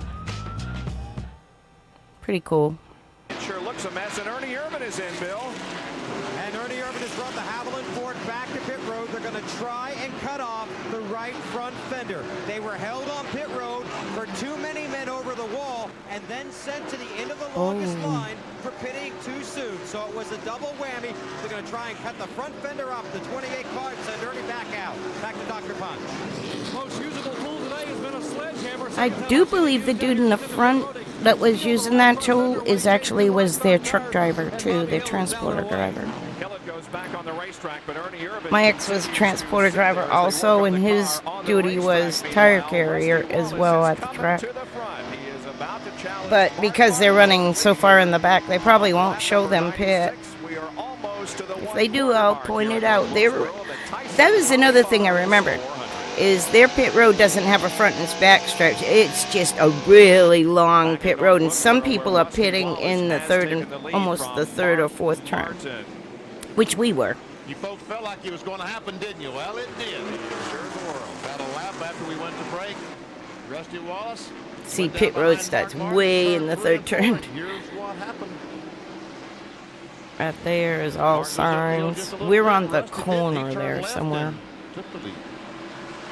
And so the Miller Ford is up front. And that bright blue for the first time this afternoon of the Spam can color, it's with the yellow, it's really easy to pick out from a crowd. And what are they battling for? 8th spot. 8th spot. And Jimmy Spencer just took it over. Spencer has a good race car here today. Let's not count out Sterling Marlin and the 41 of Ricky Craven, which is having a good show. Here are the Waltrips. The brothers Waltrip with Michael to the inside and Darrell to the outside. And John Curtin has an update on Darrell Waltrip. John. Well, you've seen Darrell drop back and lose some ground. He had gotten all the way up into the 9th position. But Jeff Hammond just told me that he doesn't like this set of tires and that last adjustment that they 295 to go. It's only a third done. You know, this is a super long race, and I may skip through a lot of the green flag because we don't need to watch 3 hours unless there's position. John Andretti is 2 laps interesting down, not stuff. on the same lap as Darrell Waltrip, but just as fast as he went forward, he's going back. Let's see. Still green, still green. Uh-oh. I don't think we're green anymore. Are we green still? Laps.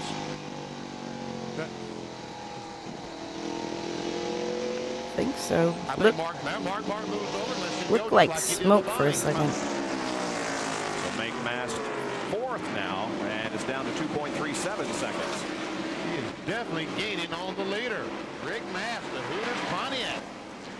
Rick has 2 straight finishes of 6th or better, had his best performance of 1996 at Martinsville last week, finishing in 4th spot. And the 29 car of Jeff Green makes a pit stop and is rolling once again. Meanwhile, up front, Jeff Gordon is ready to take the lead away from Rusty Wallace. It was Jeff Green. I believe they were pitting right by Lake. I saw the sleeve of a blue. It was either Lake or... They have to be Lake. Because the Prime Star are also the same color, or the Lowe's 11. Could have been, too. And here's Mark Martin moving around Terry Labonte.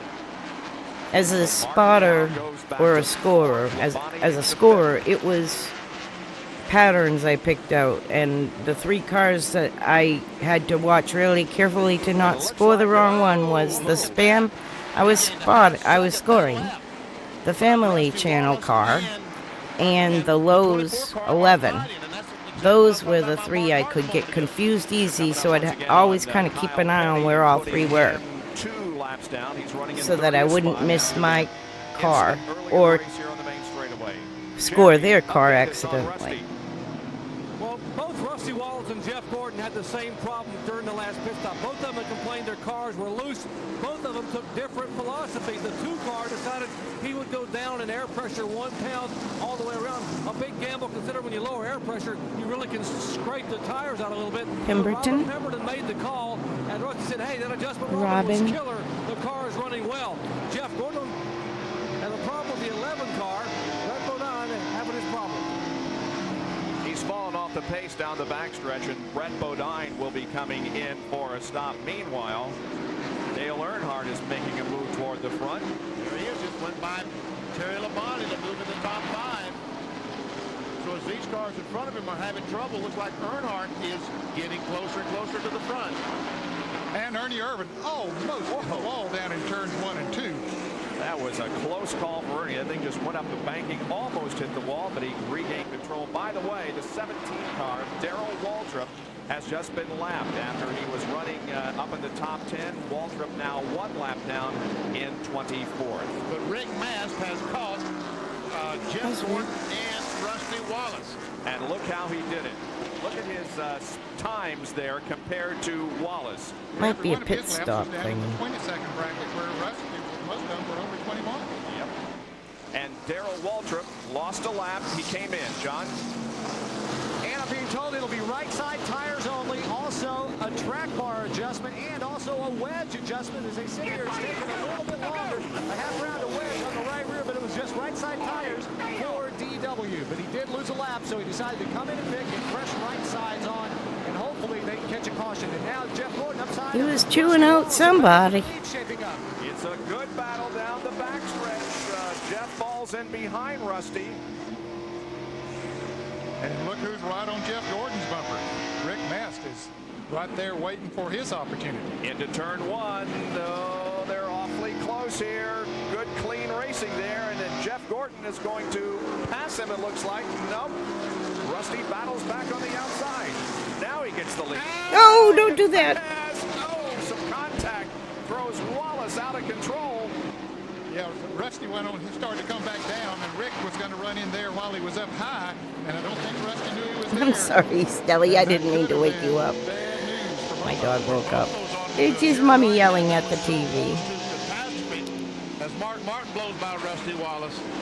And I tell you what, both of them are fortunate they don't have a flat tire. The right front on Rick Mast's car and the left rear on Rusty Wallace's car. Now the question is, can Rick Mast go up and catch the 24? How much was Rusty I'm Wallace sorry, I woke the puppy up. Let's take a look at this once again. It's just racing. There we see Gordon go by on the inside. Rusty Can you lets hear him it go, in but then my Rusty ears? starts to pull back See? down, and Mast was Just going to run in racing. there too while that lower lane Yeah, was you open. hear You can it. see the smoke fly there where their tires got together. Makes a pretty good contact with the left rear on Russ's car. Silly. I'm sorry I woke you There up. we see how he goes down the corner and boom. Jesus. pretty doggone significant contact. Yes. And a great job on both of them's part to not wreck there. Let's go to John Kernan. Yeah, they're both kind of screwed up though. Oh, there we are. Woohoo! Getting lapped. He said that hopefully all we've got is a little bit of fender on the right front, Lordy. rubbing on the tire, but that shouldn't be too bad because they plan on pitting in about 30 laps. 22 cars are now on the lead lap. Blake had a really good spotter. His name was Scott. He's really good. We'll be right back. Probably one of the best I've ever heard. We're back at the Calm and Farms 400 from North Wilkesboro, North Carolina. Didn't miss Coming up nothing. Next, right after we say goodbye to this place, it's Major League Even Baseball. comical. The Padres and the Dodgers will be going at it. The winner wins the National League West. The winner will play the St. Louis Cardinals Tuesday. The loser will face the world champion Atlanta Braves on Wednesday. The Pirates and the Dodgers at 4 o'clock this afternoon, right after the Tyson Holly Farms 400. We're riding with third place Mark Martin and watching Rick Mast up ahead, and Jeff Gordon also, as a 21 car of Michael Waltrip has lost the lap. Michael is in 20th position, so now 19 cars remain on the lead lap. And you see the pole sitter, Ted Musgrave, is now one lap down to the leader when a lap down just a couple of laps ago. Kyle Petty is back in the pits. yeah, the backstretch grandstands right there, the little one. Junior Johnson grandstand's not there no more. They rebuilt them though, I think. He'll be driving the 75 car that Morgan Shepherd is I currently think the driving. sign is there. They do not have a driver name for this car or a Oh, sponsor, wow. right? To my knowledge, they do not have a sponsor or driver. I haven't been there in person since '96. Well, I drove through the parking lot in 2004, and I turned around. I couldn't even bear to go up to the fence and look. I was just so disheartened. Broke my heart. So I never thought it would come back, and I'm just so glad it's back. He's in 19th spot. Well, Kernan, bail us out of this situation. Answer some questions. And then the family that tended it and lived nearby and all that. Dylan Wilson has a little baby, and he named him Wilkes Clay Wilson, and oh my God, that broke my Yesterday that, yeah, he is talking to little heart. It was so cute. Oh my God, I just heartbreak. It was a good heartbreak. It's like wow, like full circle. I don't know who that is, but they just say it's someone who has a lot of potential. Oh, I bet you do. You just don't want to tell us. That could either be Benny Parsons or Ned Jarrett. Something like that. Real young, yeah. Yeah, the only original buildings are those three up here.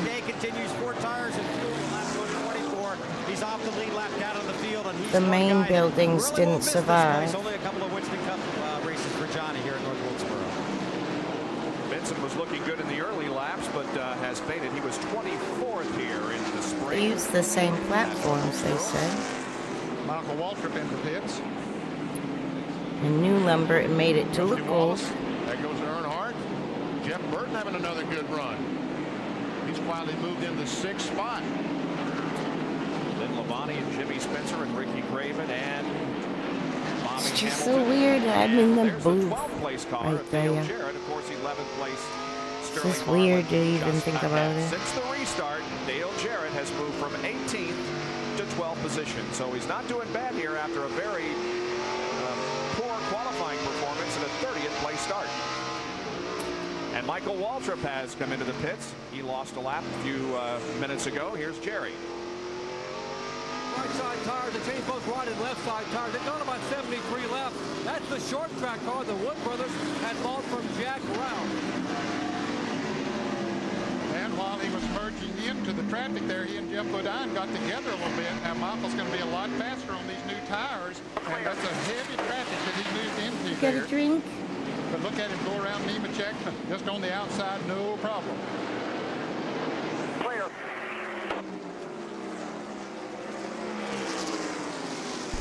Oh, she's got a drink. She must have to walk. I'll be right back. As he can, because the leaders, Jeff Gordon and Rick Mast, aren't that far behind.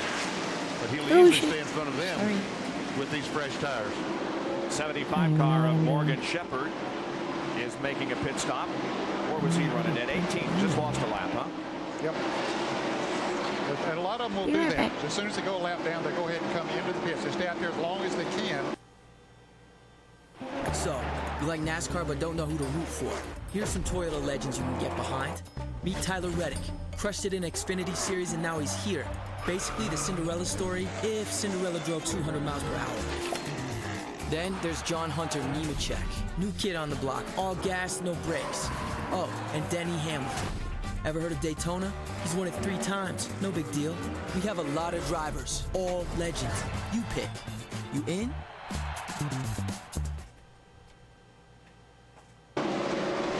Hope for a caution that can make that pit stop, and when it doesn't come, they'll come into the pit. So there's Morgan getting 4 tires, tank of fuel on the Remington Arms Ford.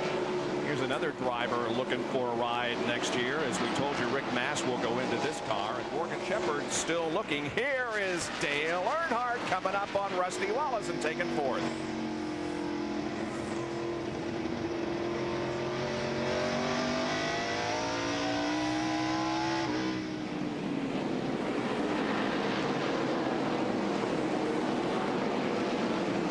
And Earnhardt has the yellow paint on all 4 of his tires.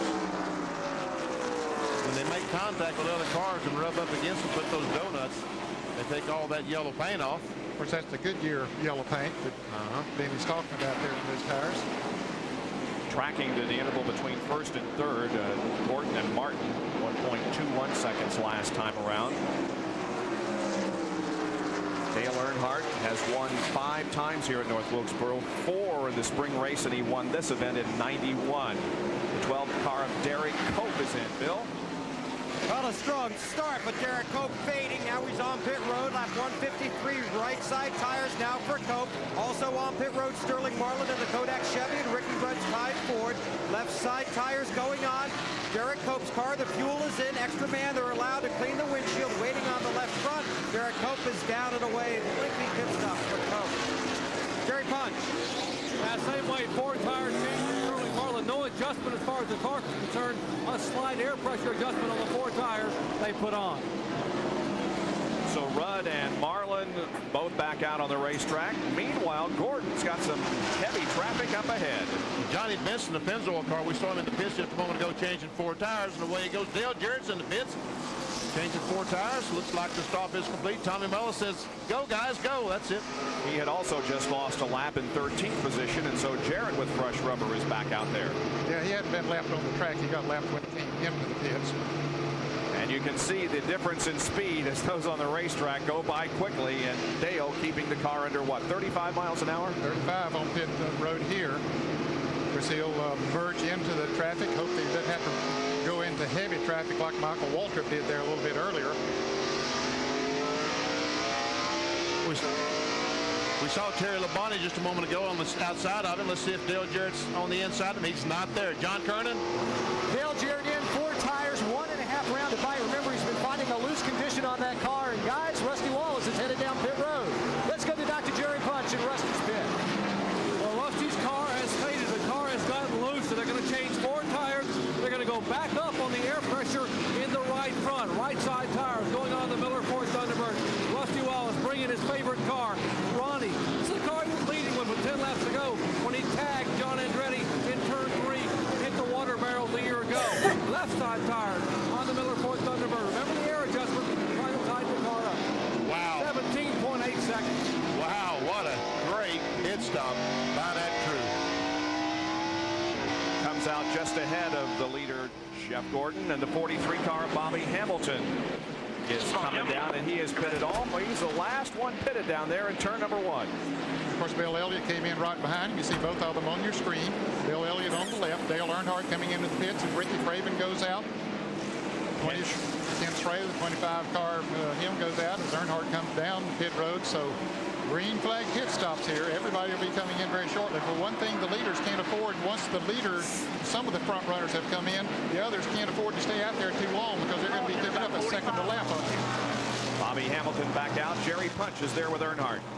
Routine 4 tire change for Earnhardt. Right front tire rolls away as they will change right side tires. Not going to the left side. Let's check out Bill Weber, who's up in Terry Labonte's pit. Terry Labonte has been a little loose on this set of tires. They're going to try and tighten it up a little bit. 4 tires and fuel for the Kodak, for the Kellogg Chevrolet. He's on his way, so is Earnhardt. is now on pit road, and he'll make the drive almost to the end of pit road. Mark Martin is right behind him. To John Vernon. Rick Mast is in. It's the right side tires already changed. Kevin Hamlin, the front tire changer, pulls that right front fender off of the tire. They're coming around to the left side, around the bike, taken out of the right rear. Jeff Gordon's in. Let's go to Dr. Jerry Punches. Rick Mast. It's been 91 laps since Gordon pitted. No adjustments for tires. Martin also on pit road. Left side tires on Gordon. He is down and away. They clean the windshield. Mark Martin getting his car serviced. Valve lean forward, down and away. Great pit work down here on the far end of pit road.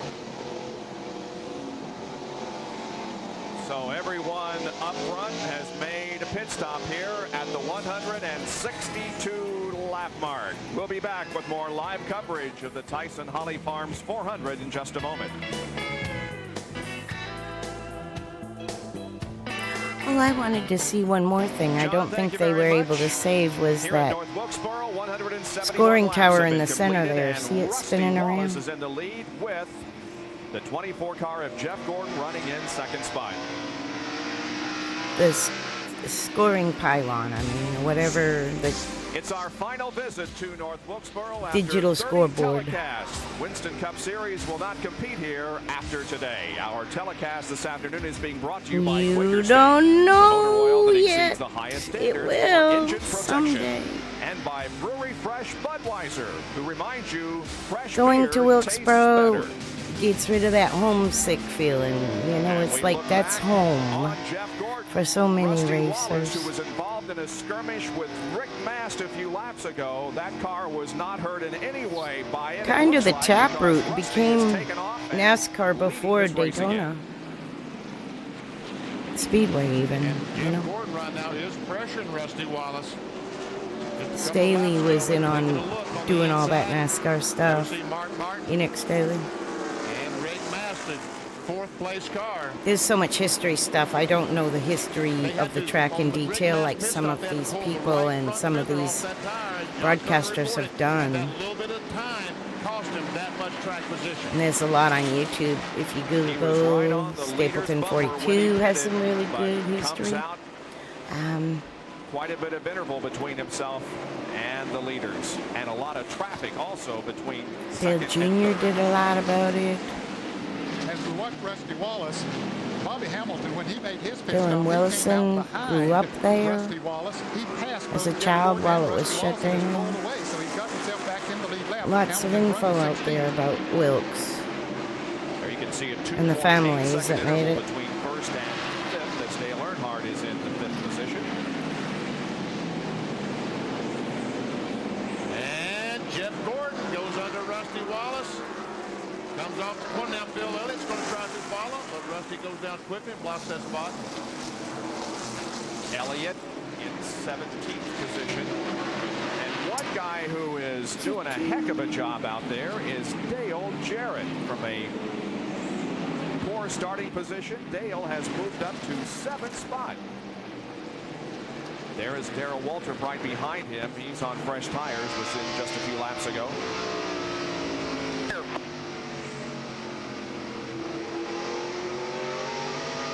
Darrell Waltrip has lost 3 laps and is now shown in 33rd spot.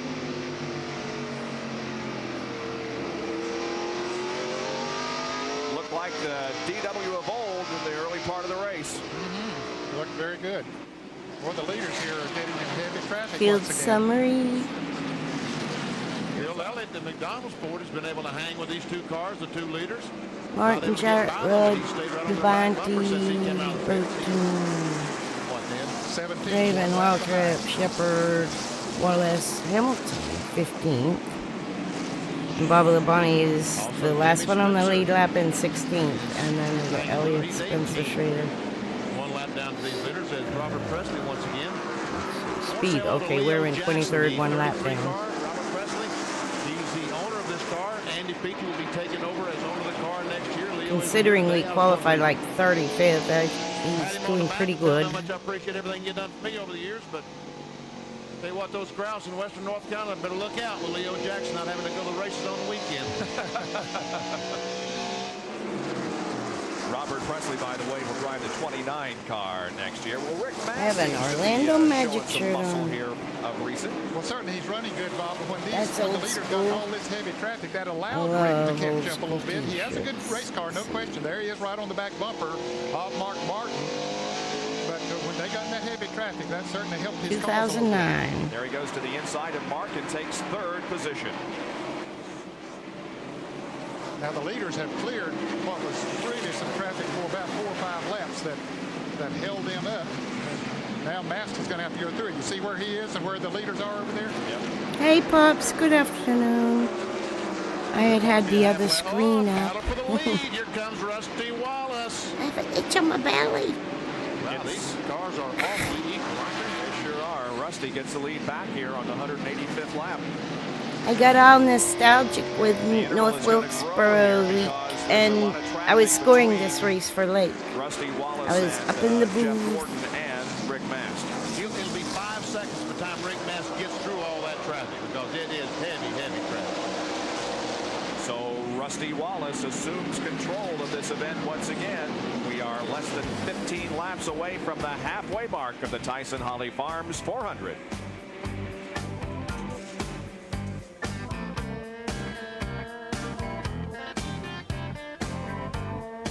Rebound when it goes down, if that chain gets a kink and it goes back up, if that chain shortens, it'll literally jerk the tire off the ground as they come off the corner. Can you imagine a left rear being jerked off the ground as they come off the corner? Not pretty. No. Well, as you can see, Jeff Gordon has gone back into the lead, and now the battle is for second position as Rick Mast is right on the back spoiler of Rusty Wallace. Well, Rick Mast got through that traffic a little better than we thought, maybe, BP. He did. He didn't lose. I thought he'd lose a couple of seconds or so, Benny, but he was still right in there. That's what I think. I'm an expert. Yeah, that's why we pay you those high dollars. Exactly. Huh? That's why I get those big bucks. I said it'd be 5 seconds. It looks like it's about a half second each game. Attaboy, Rick. Ah, well. And you remember now these two had a little incident not too long ago. Mast and Wallace did. Look at this. First 24 races, 2 top 10s, and he's had 2 in the last 2 races. Now they're both trying to get by the lap car. Bill Elliott and McDonald's Ford. Looks like Rusty may be on the inside of him now. Bill could not get up there and pass the leader. He passed the second place car, but he had to pass the leader to get back in the Yeah, it was kind of a unique one because it was the last race at North Wilkesboro, and they had also, I think they had ran Charlotte, so it might have been from that. $10,000 up for grabs here in 2 Different times they had different promotions. Jeff Gordon now trying to get around Robert Presley, but meanwhile that's really tightened up the battle for first and second. I thought it was quite unique too. And we see Wally Donald back head for pit road as Jeff Gordon and Rusty Wallace come off the corner. This was the last race they were supposed to ever have there, and you know, they've since revived the track, and it's been such a plus because the owner of this track actually got with the Frances to be part of NASCAR and all that before Daytona had left the beach. So it's really one of the taproots of the really early NASCAR. So it's been such a good thing coming back, and it being, you know, a track these drivers really enjoy because it's challenging. How focused, how much these drivers concentrate on the short track. You worry primarily about the car in front of you passing them, but also maintaining your line. A moment ago, Jeff Gordon, the back stretch goes uphill, the front stretch goes downhill. Ray said, "You are." Yes, oh, that's good. And check this out. Dale Earnhardt has joined that, and Mark Martin. Things are tightening up here at the halfway mark. Yes, they are. 1, 2, 3, 4, 5 cars, nose to tail. First 5 right together on the racetrack. We'll jump on board with Mark Martin here.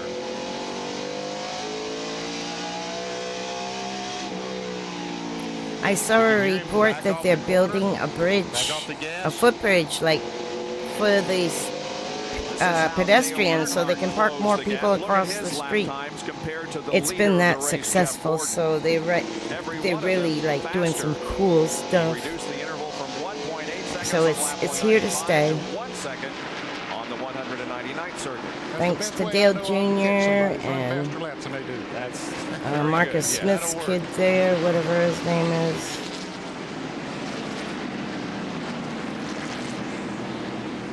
You know, the last time Dale Earnhardt, he has caught these cars. Oops. Commercial. There's a place no map will show you. A secret spot. A high Toyota commercials. Been like crazy. That's okay.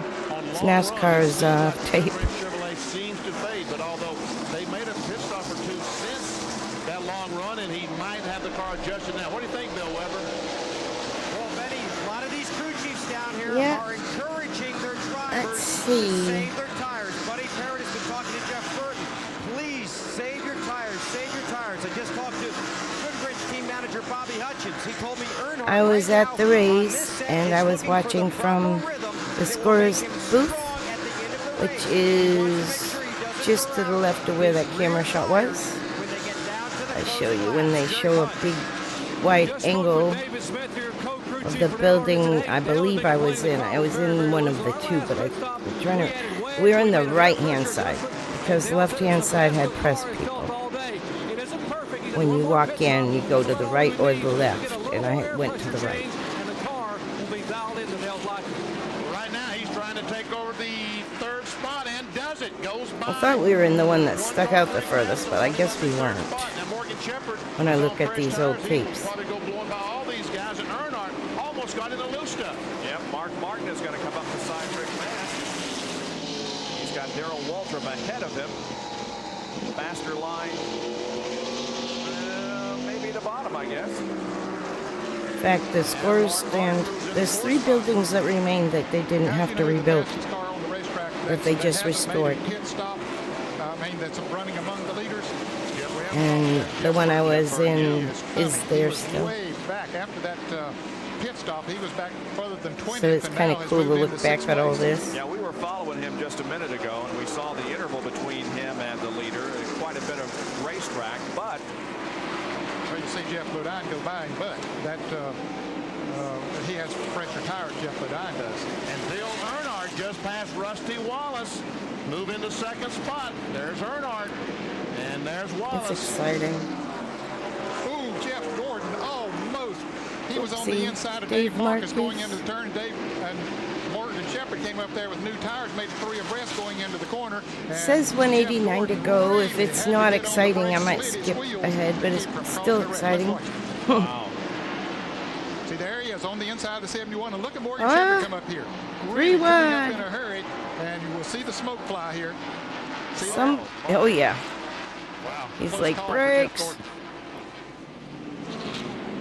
Dave Marcus, by the way, 2 laps down, running in 26th position. It is still Jeff Gordon maintaining the lead over Dale Earnhardt, Rusty Wallace, Mark Martin, and Rick Mass. Those are the top 5 after 213 of the 400 laps at North Wilkesboro. I think walking around they found one of them 76 signs in the backwoods too. On one of the tapes. This is just a little, 1972. Yeah, I got a lot of good memories, I guess, and bad memories because we've run so many races there. I watched it on TV, I'm sure, but probably not. They weren't live then. Back in 71, 72, It'd I be guess. wide world of sports. Me and him was racing, and Table tennis. I hit him or he hit me, and then we really got with it then. If it had been one more lap, neither one of the cars would have made it. That's how bad a shape they was in. So, you know, I guess as far as really getting adrenaline flowing for winning the race, I happened to win the race. That was probably the most exciting moment from my standpoint because it lasted more than just one incident or one lap. Well, guess what? Dale Earnhardt has worked his way into the lead. Wow. The 24th race led. Can't remember who won the last one. Here's how he got around. I'm sure it's in the stats somewhere. Doing it the tough way, isn't he? I don't want to go on the outside. Do you, Ned? Well, I don't like it, not on a track like this, but he goes up there, has a lot of confidence in Gordon, and Gordon didn't fight him too much. He just let him go. And wonder if Gordon, when he got in, he and Dave Marcus got together, it looked like their tires might have rubbed a little bit. How about it, Jerry Punch? Well, what Jeff has told Ray Evernham then was that he is flat spotted to right front when he became the meet in that Shepard and Marcus sandwich a little bit ago. He said, I know we want to go 25 more laps to pit. He said, but Ray, I'm not sure we can make it 25 more laps. The car is going away. And Ray said, just back off and save that right front. We've got about 2 more stops. We'll get it fixed. Don't 2 worry. more stops. Meanwhile, Dale Jarrett Fast has forward a caught couple Rusty stops. Wallace for...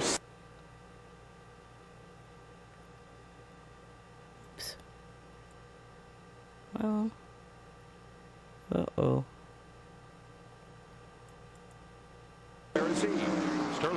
Sterling Marlin heading for the pits, and there comes the 43 car.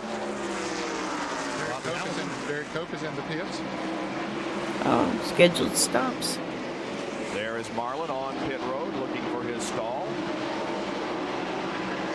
And it's down here about 3/4 of the way down. Long pits here. Let's go to Bill Weber. Derek Cope coming in for 4 tires. They've already got the fuel in. The rights are on. The lefts Oh, are yeah. tight. I could tell where I was then. The building's behind them. Rebound from that 31st place finish last week in Martinsville. They make an adjustment on the left rear, trying to tighten up the Kodak film Chevrolet. They're way in the back. 3 half rounds. That's a round and a half total. Down by the Off the spotter gas, stand. down and away. It pulls out right to the side. Hutch Rick.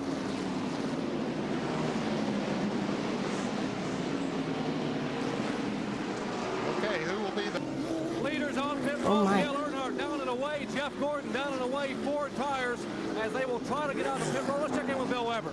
Jeff Burton led a lap. Now on pit road. Right side tires are on his X side Ford. They're having a I'm up in remarkable this run. booth The car right was just a there. little loose. One There, round of this wedge. one. The clutches are tight, and Jeff 3rd Burton row. It's like stadiums here. 2nd row, 3rd That was seat. the first time he's led since we were in Richmond not too long ago. I have a photographic And on the memory. racetrack, Gordon and Dale Earnhardt are racing again. I tell you what, Burton might end up with a lead again. He's in front of these cars. If they can't catch him, he will be the leader. Yes, I think he's going to end up with the lead after the pit stop. great pit stop? Buddy Parrott and the crew take a bow. Great pit stop. Jeff Burton maintains the lead. How about that? But here comes Gordon, and Dale Earnhardt closes it in on him. He's to the end. Burton is to the inside of Ricky Craven.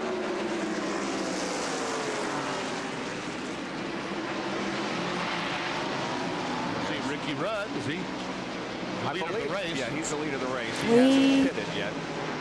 We must have pitted because we're faster than the leader. Maybe, in fact, you know, since he was out there with those fresh tires, he probably did gain some on the leaders and could be the leader of the race. Yeah. But when all said and done, it's going to be Jeff Burton. This is actually the battle for 2nd place between Jeff and Jeff. Oh. So they hadn't pit yet. Jeremy Mayfield rolling back onto the track. We after had a to pit have, stop. though. We were catching everyone quick. Way too quick to not have Leader in pit. NASCAR Winston Cup competition with an 81-point lead over Terry Labonte. Jeff Gordon running 3rd here this afternoon. We've had 7 leaders so far today, including Gordon and Hamilton and Wallace, Martin, Irvin, Earnhardt, and Jeff You had to be Burton. on your toes scoring Gordon has led at the this most, track. 81 so You couldn't far. take your eyes off your car for a That second. 28 and 43 had not had the action on the front stretch and was able to race with these fellas. It would be some kind of race now, wouldn't it? Yep. And Sterling Marlin and Rick Mast are racing for the 7th position. Mast goes to the inside, takes it from Sterling. We now have 15 cars on the lead lap. That's how you broadcast a Fighting race. with Michael Waltrip, who's 9th.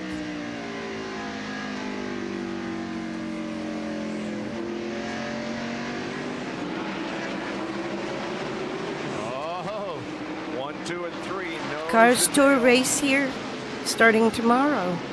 They hit the track tonight. They open the gates at 6 and the haulers get to go in for the Cars Tour. The Cars Tour, the Huffmans are racing. Or Landon. Close. He's trying his best to get on the inside of Jeff Burton. These guys?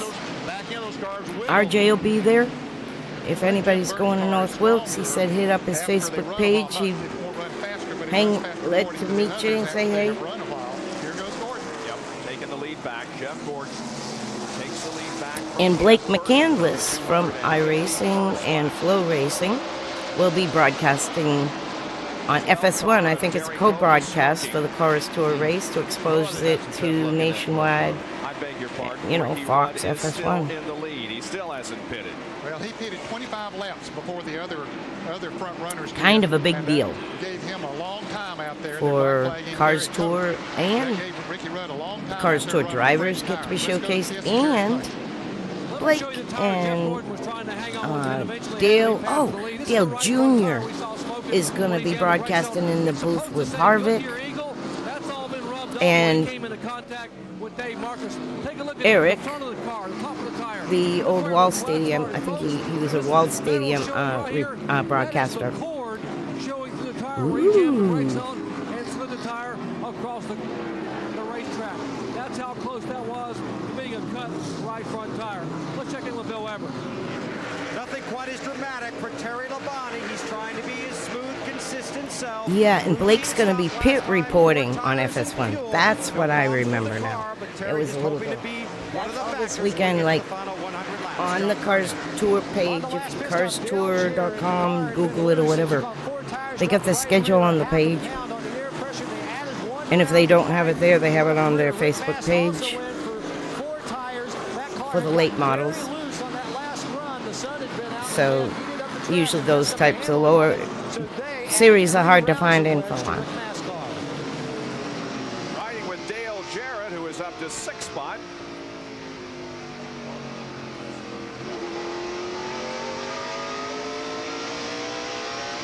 It's getting dark. I don't think they had lights then.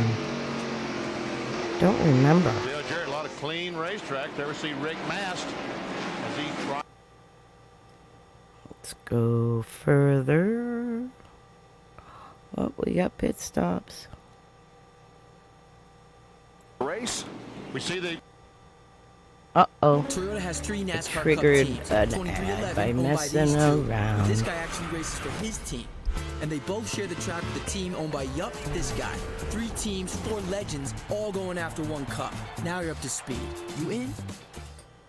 Cute. The flag is out. Now the green flag is waving. Pit road is open. Are they going to come or aren't they? Yes. They don't give up, any laps on those tires. It's been 240. It's been 20 laps since they were in. They need fresh tires. Everybody on the lead lap coming in on the right of your screen. Dale Jarrett is in. Here's John. Dale Jarrett, the very first pit, they make a track bar adjustment on that car 1 round as the right sides are already changed. Left side's now getting ready to come off. Let's go down to Bill Weber. What a break for Ricky Rudd. They short-stopped as Ned said on lap 220, and they desperately needed this caution if their strategy was to work. The right side's already on, the fuel already in, putting on the left side, waiting for the Tide 4 to go back into the race. Jerry Bunch. Jeff Gordon and Dale Earnhardt pitting nose to tail. Right and left side tires now going on both those Chevrolets. Gordon off the jack, Earnhardt off the jack. Single drag race to the end of the pit road. Gordon, Earnhardt, and then the rest, they head back to 1. Dale Jarrett will come Now all the cars on fourth. the second lap An are coming excellent in. timed caution flag for Ricky Rudd, who's going to find himself in 4th position. We'll take a break from the Tyson Holly Farms 400 and be back in a moment. Stay with us.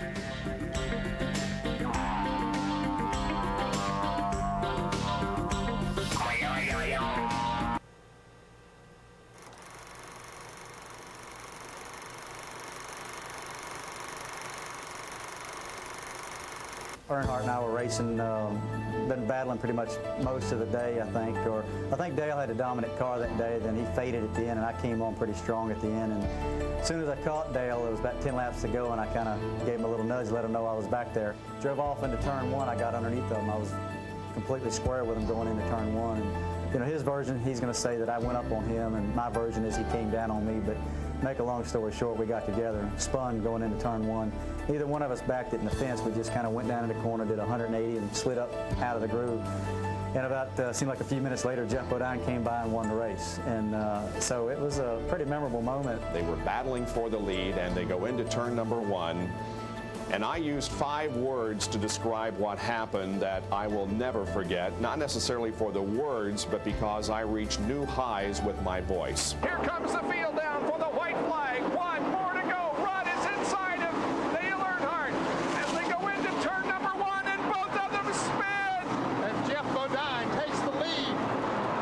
Earnhardt spins along with Ricky Rudd.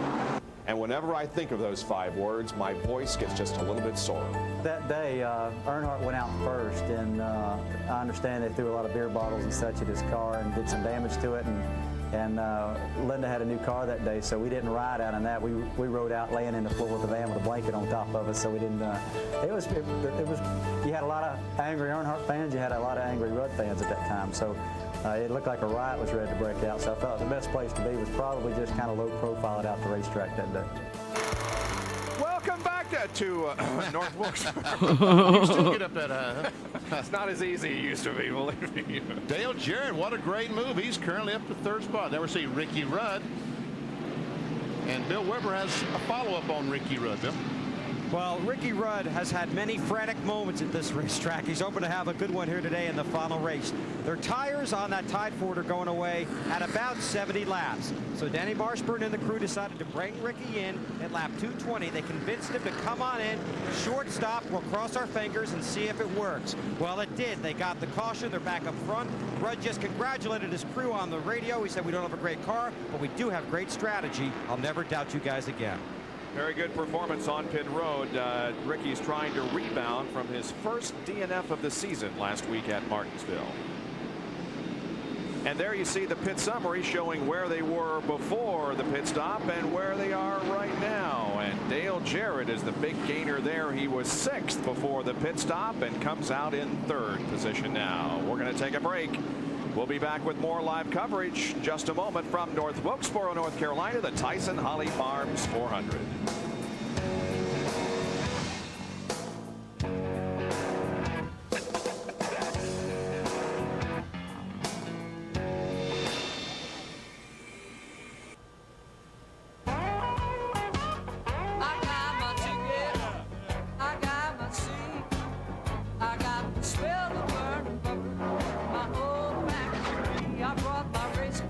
Uh-oh, that's a Tanya Tucker song. I'll be copyright for sure on that.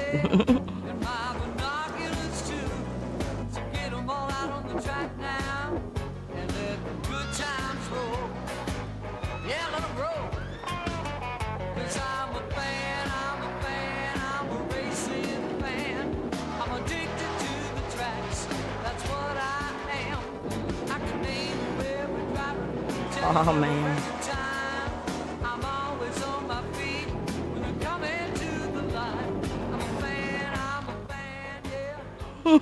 Cute.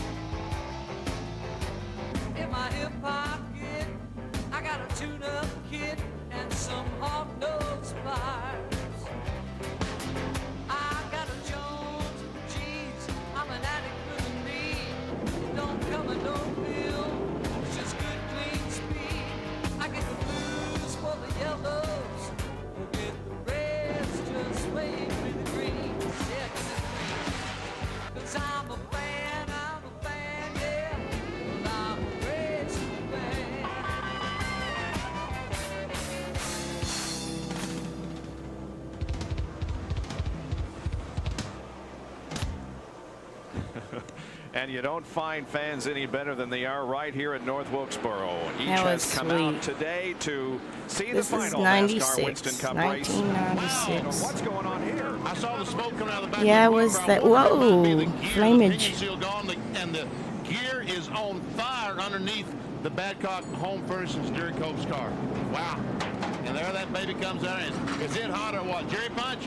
Holy mackerel. Some frightening moments for Derek Cope. And Derek, when it was on fire, they just yelled, get out, and you were trying to get unhooked. Well, you know, we got so many things to unhook these days. It takes a little bit of time, but really unfortunate day for the Badcock folks. You know, we had a rear gear go away on us. Well, Derek Cope's going to try to get it refixed. Oh, I have a race up Go back to green. Bob? where he made an appearance at New Hampshire. I was watching this week. I got it still tabbed up. I'm not done watching it. Jeff Gordon, Dale Earnhardt, Dale Jarrett, Ricky Rudd, and Mark Martin.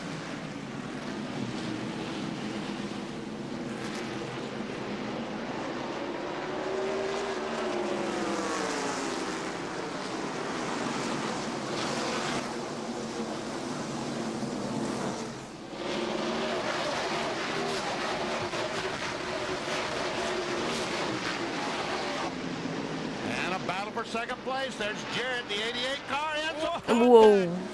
Whoa, whoa. Man. Earnhardt was going to protect that spot. He wasn't going to let They weren't lifting neither one. And something's dragging on Dale's car, isn't it? That's just the aerodynamic piece that goes down on the rocker panel. That certainly will not hurt anything. Now, the wonder is, did he... Keeps the exhaust out of the cockpit a little bit. Look at it again. Coming off turn 2 down the backstretch is where the initial contact occurred right there. They go up in their left rear, and once again, Jarrett was still going to try to go on the inside, and Earnhardt came down, so they made contact twice. Somebody was pushing the issue one day. It's almost to the end of this race. This was the very last Wilkesboro before the revival. That's 5th, 6th, and 7th right there. And Doyle Ford is desperately trying to tell those cars to get out of the way. A moment ago, they got together coming off turn 2, and they really have slowed down Mark Martin. And I got all nostalgic with it being North Wilkesboro week, and like I said, I was scoring this race for Lake.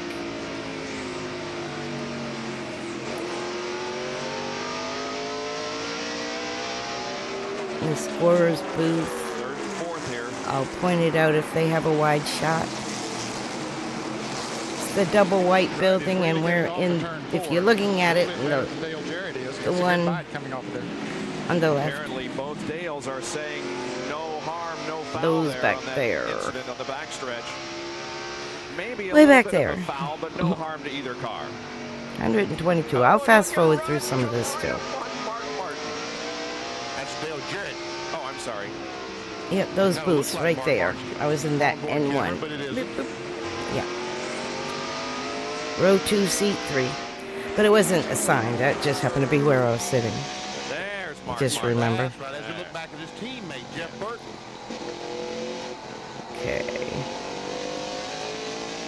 Jeff got a pretty good run here. Whoa. And the 4 cars pulling up on the outside of Jeff Burton. Terry Labonte's in this mix also. And so is Rick. 24, the 3, the 88, 10, 6, 99. For those that weren't around, that's Gordon Earnhardt, Dale Jarrett. Terry Labonte is only The 10 right there is why is it popping my mind? in the standings. Bill has more on the 5 car. Bill. Rudd. Bob, during that last caution, I talked to Terry's crew chief, Garrett Dehart. He says the car's fine, the driver's fine. In fact, they're running as fast as the leader. They got a little The bit Tide behind, car. and track position is killing them. They're getting held up by lap car after lap car, but the 5 car is strong, and they envision him going closer to the front as he gets closer to the finish. And I'm scoring for Lake Speed. We were 23rd last I knew. We're still 23rd, 2 laps down now. But it's one more pit stop. Let's fast forward to that. Do, do, do, do, do. Do, do, do. Uh-oh. Robert Presley around. And so with the There's a place no map will show you where GR cars turn into full-blown track beasts. Every apex we nailed, every second we shaved, it's all knowledge that goes right back into your ride. You in? There we go. The pace car at the front of the field. The pits reopened, and here comes Earnhardt, Gordon, and others. In fact, 15 will be coming in right now, all of those that are on the lead lap. Let's go to John Kernan. It'll be a 4-tire change and a chassis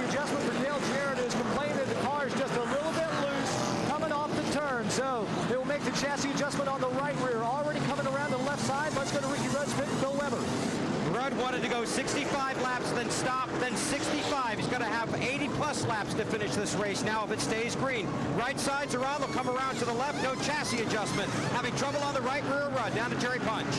Jeff Gordon, Dale Earnhardt pitting nose to tail. What could be the final pit stop in Winston Cup Racing, this historic facility. They have no down a half a pound air pressure in the 24 car. No adjustment on the 3. The 3 is down and away. 24 is side by Whoa, side. Jesus. And the 3 got him, guys. Earnhardt's going to get out before everybody else. It was close, but Dale indeed will have the lead when we come back and when we go racing once again at North Wilkesboro under our 4th caution period of the afternoon.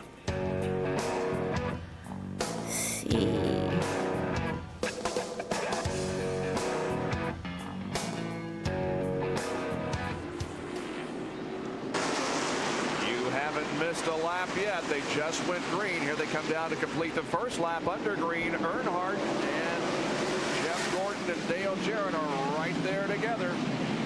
Gordon looking under Earnhardt as they come off of turn 2. He's got a nose up there. And Jeff Gordon will go back into the lead. And here comes Wow, Dale Jarrett. 79 to go. Well, the last time we see the two Dales together, they were bumping. See if Jarrett can make the pass this time. Here's Jerry Punch. Jeff Gordon wanted to get the lead as soon as the green came back out because Jeff told Ray, said when we get a few laps in our tires, I can't run the high groove off turn 4 and Earnhardt can.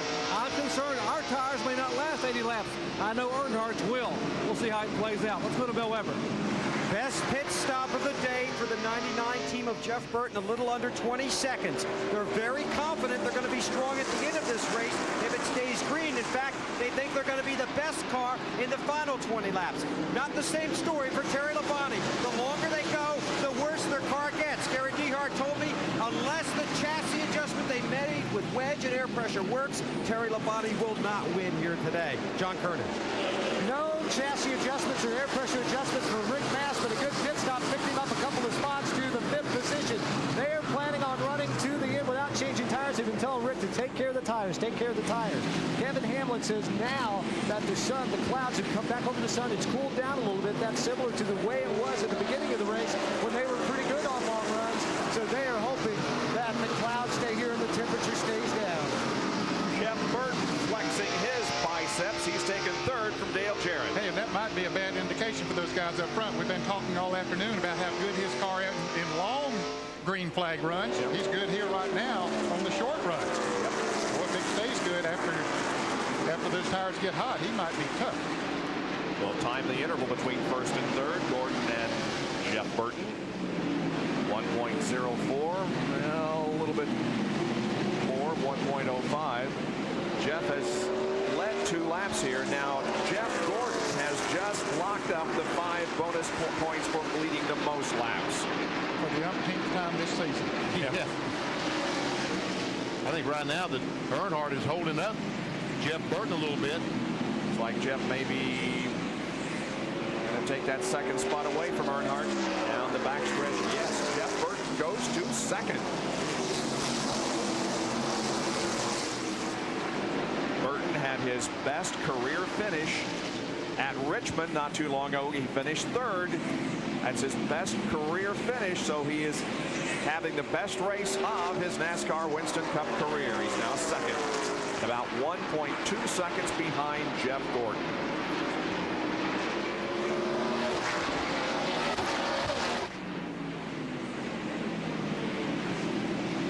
See, right now the lead seems to be maintaining about the same amount between Jeff. Not battling anymore. Let's see if we can get to the next one.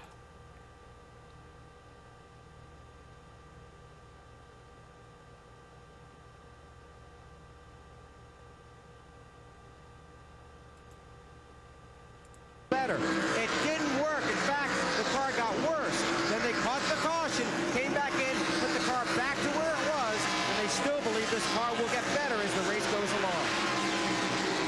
Slusen has lost a little bit of ground, though, to Jeff, hadn't he, in the last few laps, Ned? Yes, he has, and Earnhardt might be gaining on him, as a matter of fact. That was see Dale, 3rd place car in the 3 Goodrich Chevrolet. Well, they got 30 laps to go. And there is the 4th place car of Dale Jarrett.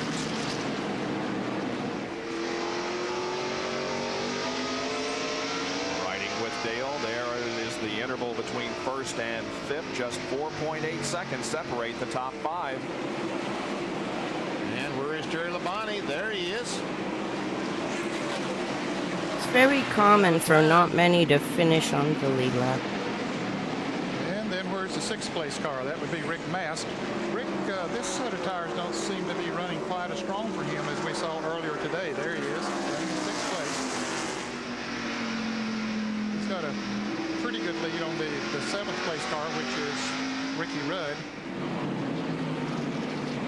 There he is. And Mark Martin seems to be closing in on Ricky Rudd.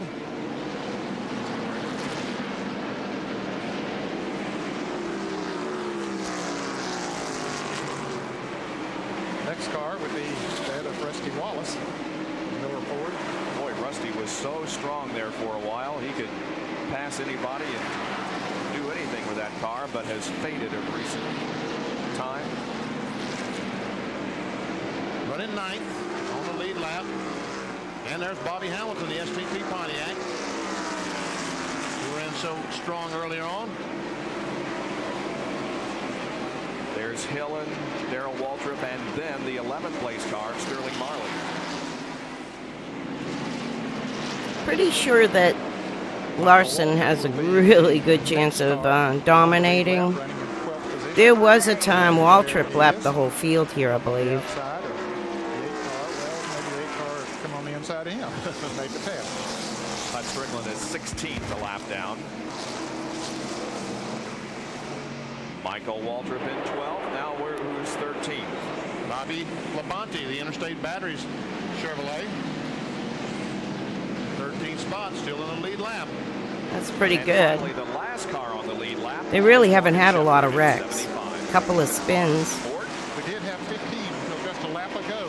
And right behind, there's the leader, and right behind him is Kenny I hope Wallace. that the All-Star races as well driven.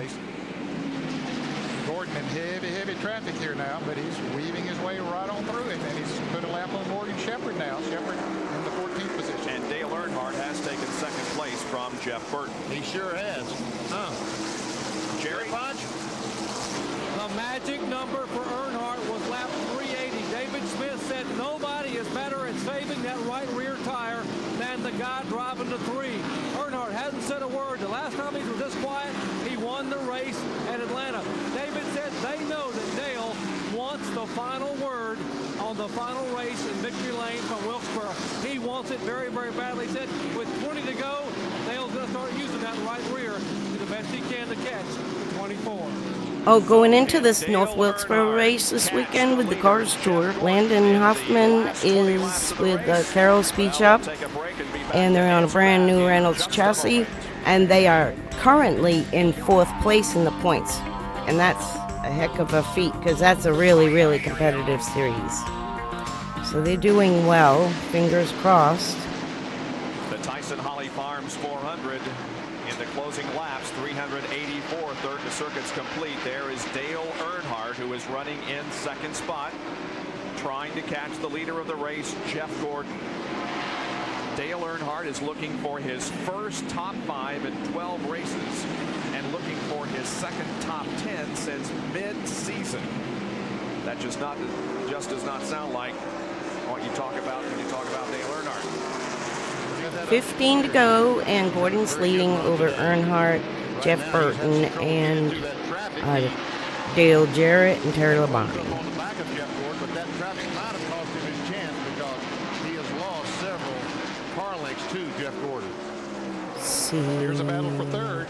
Dale Jarrett on the Okay, Michael Waltrip's last car on the lead lap, that's 12. We thought that Jeff Burton was going to be in a position to challenge to possibly win this race. The last time we had a I think we are down 2. last year, and that person was Ward Burton, his brother, who did not make Or the race 3. here this weekend. I think that's what I was saying in the beginning. If I was trying to remember right, we were down about 4 laps at the end. Has moved into 3rd now. He keeps his championship hopes alive. Which is normal. It's just, especially when they almost had no But cautions. there are only 4 races go after this one. Our next NASCAR Winston Cup telecast will be at the final And it was the event last of the race year before the in Atlanta, revival. Georgia.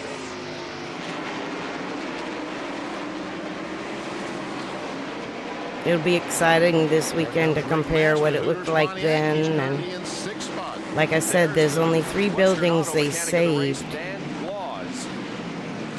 The Scorers Tower, Enoch Staley's room, and they had this other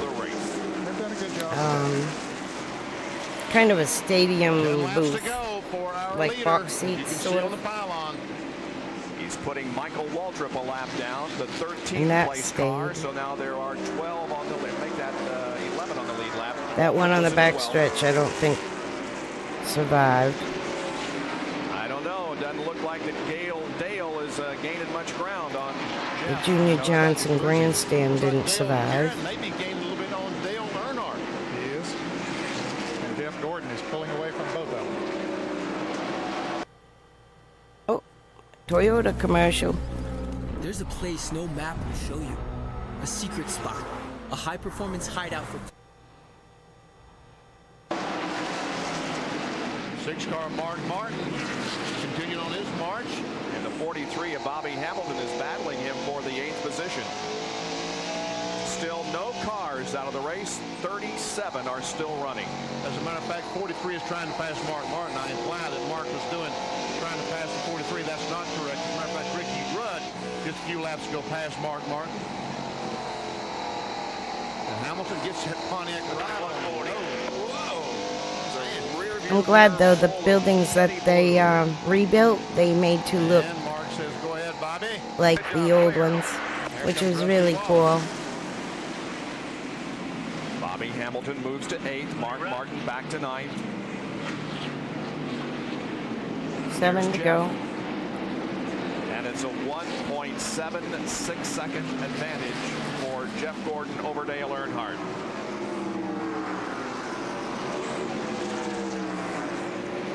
Boy, all of them are getting, these tires have been on there quite a while now. They have to be very careful. Not to slip and slide too much. Is Earnhardt catching him? But Jeff Gordon may be just taking it easy, trying to see the checkered flag. There's only 4.5 laps to go.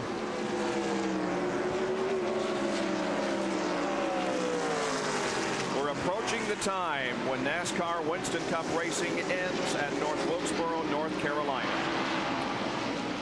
No! You'll be back. He's going to be the last man to win here. It'll be back. Right now. Less than 4 laps to go. We knew we did something really, really wrong letting it go. And I'm so glad it's back. It's got a vibe. Few laps of practice, and those few laps of practice were very valuable for Jeff Gordon. He ran 15 laps in practice, and the car quit. Some debris got in the carburetor and blocked it off. It would not run at all. If that had happened in the race, he would have not been able to run 15 laps and be sitting in the garage area. Battle for 4th position here as Terry Labonte tries to take it from Jeff Burton. Even the buildings they built new, they faux finished. I just am so pleased how they revived it. Coming down, Jeff Gordon. They did such a good job making it modern, but keeping it looking Here he is at the line, and the white flag comes out for the way Jeff it always looked. Less than But with 5 better eighths of a mile bathrooms, to I go. bet. And the drop of the checkered flag here at North Wilkesboro brings down the final curtain of NASCAR Winston Cup racing. From the first race, October 16th, 1949, won by Bob Block. The victory here to Jeff Gordon on September 29th, 1996. Jeff Gordon wins the final race at North Wilkesboro, the Tyson Holly Farms 400. It is his 10th win of the season. That equals the most wins in a season in the 1990s. Bill Weber. Rick Hendrick, you have a tough job. You know 2 of your cars aren't going to win on race day, but this one and its driver have won 10 times. It's been an unbelievable year. You know, the guys, they work so hard, and I just hope we can stay down this points chase and win it for all our sponsors and for our guys. How about your driver? He's unbelievable, isn't he? He got his name in the North Wilkesboro record book. He's the last guy that'll win a Winston Cup race here, and he'd never been there before. You know, this place has been awful good to us. We won a lot of races up here. That's Rick Hendrick, the winning car owner here at North Wilkesboro. It's his 6th win here, and Jeff Gordon is the 38th driver to take the checkered flag and win an event at this story. They weren't able to restore that. That really went to heck, but we'll be right back.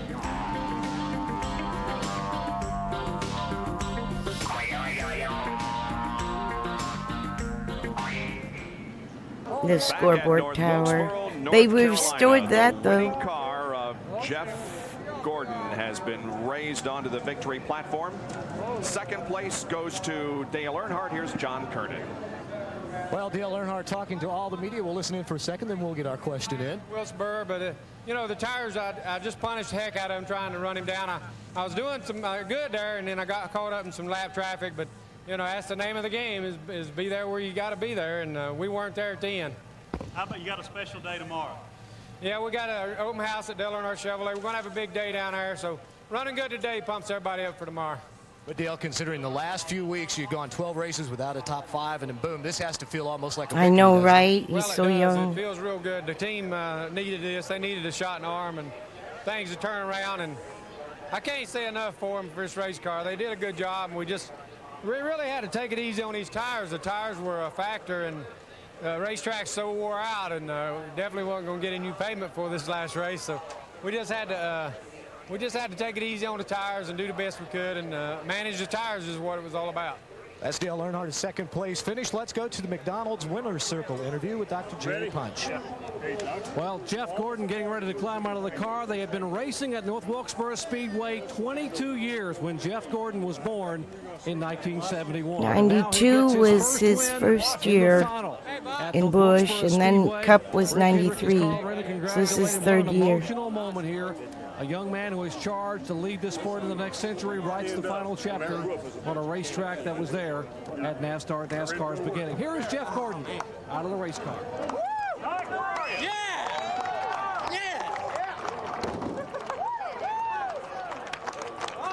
Well, Jeffrey, what an effort as Brooke comes in and gets a big kiss from her husband. She was very Jeff, nice. Outstanding effort today. Man, I tell you what, She this always team is awesome. waved high. Awesome. You know, we just tried to save tires all day long, and I had to change my line on that last set of tires. I learned a little something from Dale Earnhardt today. You know, I'm always learning something from him, and he had a little bit better line around there, saving tires a little bit better. I could be real quick on new tires, but it'd fade on the long runs. And man, I tell you what, the guys just did a great job of adjusting that last set of tires, and it was perfect. Again, want to thank DuPont Automotive Finishes, Quaker State, Coca-Cola. It was a great day. The Lord was certainly with us today. I heard you tell Ray when that last pit stop came, you're not sure you could run with Earnhardt in the high line off turn 4, but when the green came out, you took off. Well, you know what happened was I had such a good start there, and the tires came in so quick that I got out there and I got to adjust my line and start searching. And right there before we came in, actually, for that last pit stop on tires, I adjusted my line to see if I liked that outside off of 4, and I started arching a little bit higher coming into 1 and shooting straight off of 2, and man, did it work. You know, Burton come up on us, and I was trying to save it and not push it too hard, but then once we got in traffic, man, that thing was just awesome. You've been in the record books for a lot of reasons. You're going to be in the record book for the winner, the final winner in Winston Cup racing at the Wilkesboro Raceway. That's got to be special. Such a special. That's why I'm so excited, because I mean, this is North Wilkesboro. I'm not supposed to win at North Wilkesboro and Martinsville. I don't know what's going on. It's been crazy this year, but to be the last race, Winston Cup race that's going to be here, it's like you feel sorry, but at the same time, you're elated to go down in history in the record books. And I think these fans saw a great show today. That was one heck of a race all the way to the finish. A special young man wins a special race, the final one, at a special place. Bob? We need a thumbs up for Jeff Gordon, the 1995 NASCAR Winston Cup champion, has been named third quarter nominee for the NASCAR True Value Man of the Year award. He has just won his 3rd in a row and 4th in the last 5 races. Jeff Gordon, Victory Lane, certainly seems to be a place he's familiar with. Now, the True Value Man of the Year award is based on a combination of on-track and off-track community involvement. The winner will receive $50,000. It'll be split between the driver and his favorite charity. Jeff is involved in several charitable efforts, including the Leukemia Society of America, the McLeod Addictive Diseases Center, Easter Seals, and the National Safety Awareness. So Jeff Gordon, a third quarterfinalist for the True Value Man of the Year. Is that it? Back with more in a moment.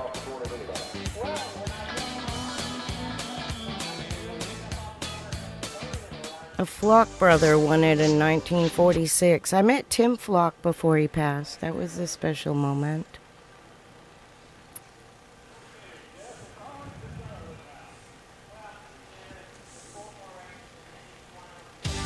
Right now I'd be handing in my scorecard and walking down the steps and the bleachers and across the track and bringing the paperwork to Lake. That's what I would do. The number one selling semi-synthetic motor oil. All By business. Chevrolet, one car company has won more races in the history of NASCAR, genuine Chevrolet.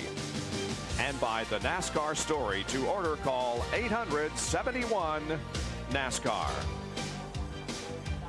Well, you can see there's a lot of emotion, not only in the garage and the pit area, but in the stands as we say goodbye to North Wilkesboro. The winners in the final weekend, well, Ted Musgrave was our first winner as he won the Busch Pole Award here on Friday in a session that was interrupted by rain.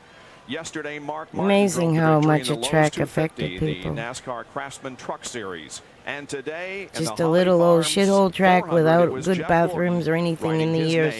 And God, we missed it. We've had a lot of special moments here in these parts of North Carolina, but perhaps none more special than it occurred 1 year ago today when a driver came back. That's not there anymore. This sign barely was saved.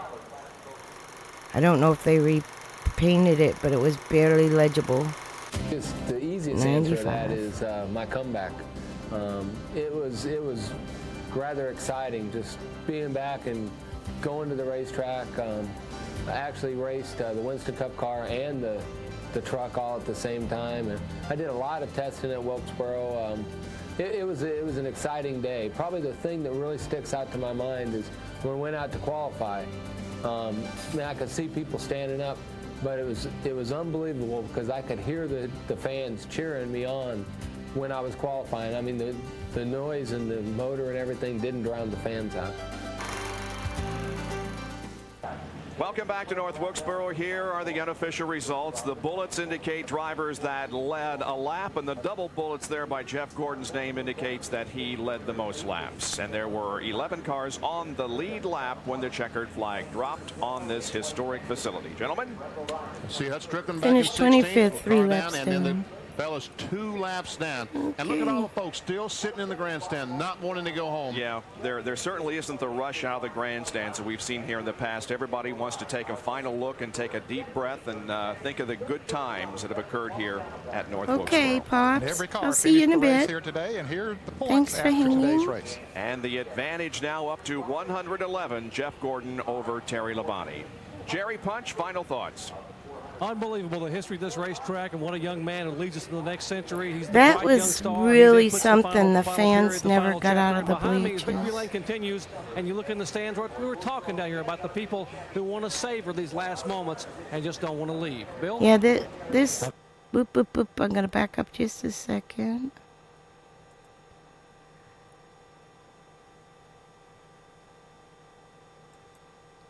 Oops.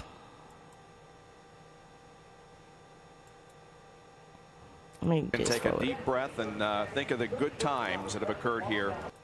And every car finished the race here today, and here are the points after today's race. So and the advantage weird now up to how 111, Jeff Gordon everyone over just Terry stayed in Labonte. place. That was Jerry weird. Punch, final thoughts. But I wanted to show Unbelievable, the you history of this racetrack, and what a young man who leads us where into the next I century. was. He's the bright young star. He puts the final. This building right here. Anyway, let's go down. The final period, the final chapter, and behind me as victory lane continues, and you look in the stands. We were talking down here about the people who want to savor these last. Okay, now I stop like that. We go up these stairs in the back, and we would go in the building, and you could go left or go right.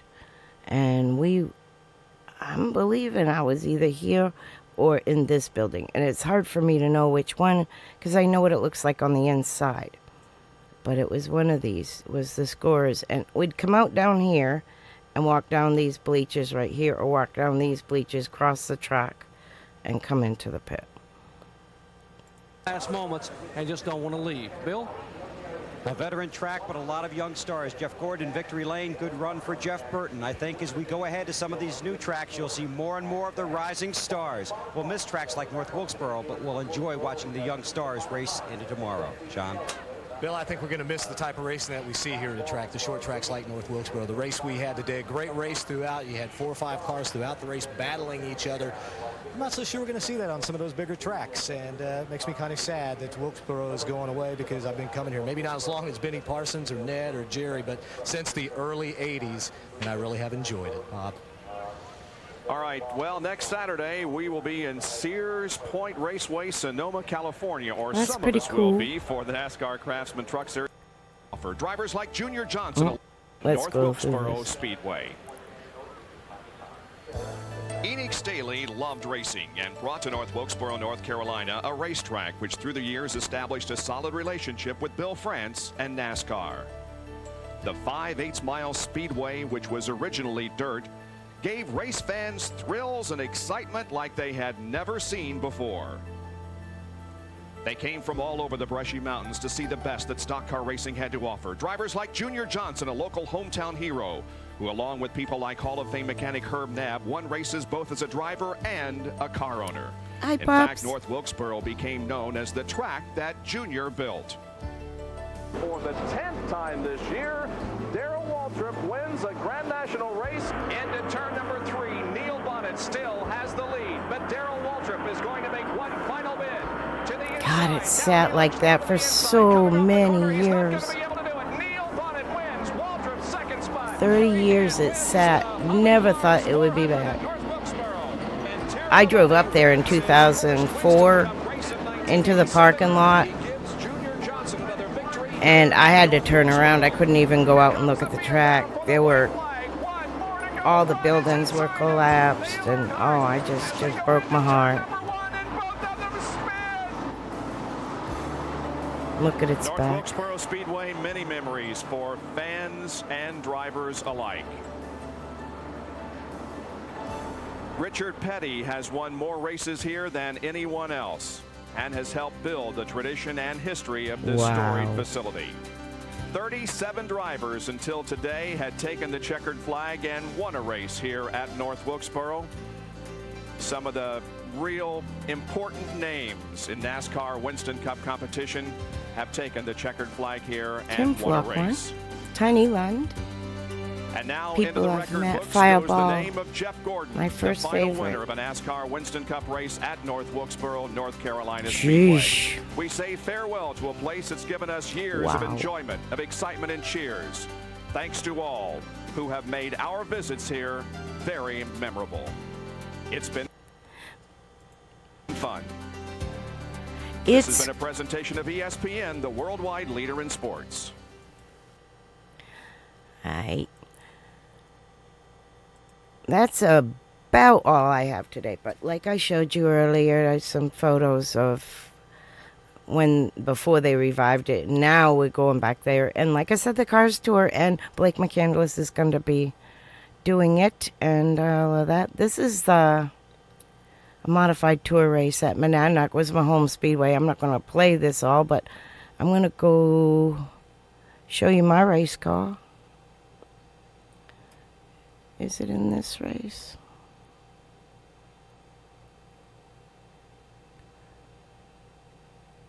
Maybe. Yeah, I think so. Whoops. I think it's in this race right here because I'm jumping to another. Is this us? Nope, that's strictly stock. But it was a mod tour race. I'm not going to play it, but I wanted to show you my car. Boo-boo. Oh. Derek Cope was there that day. That's a period later. See? He was visiting our home track. And my ex was running our car. See where it is. Oh, I see. Good y'all did. Oops, nope. Boop, boop, boop. That's the heat. I thought it was in the beginning. Sheet stocks. We were late models, not strictly stocks. This one, maybe? Maybe.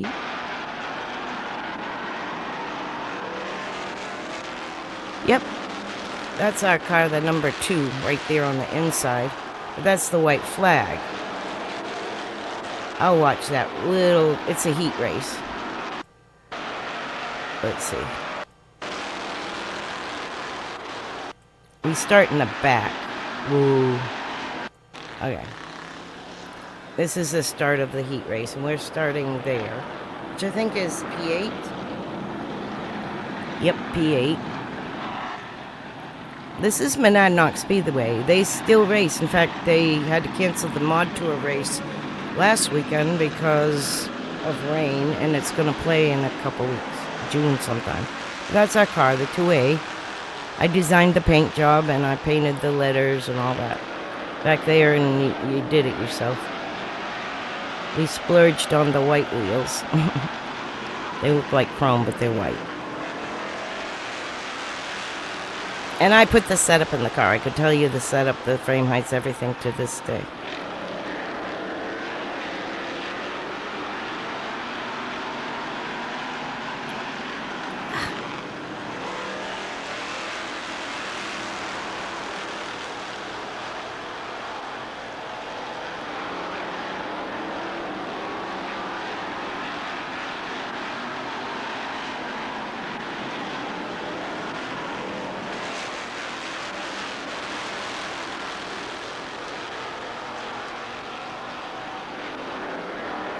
It was hooked up.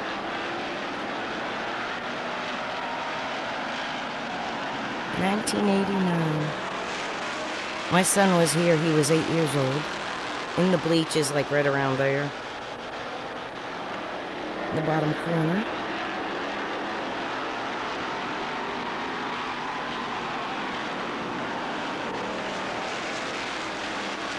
So that was what I was doing this week. I was watching this race.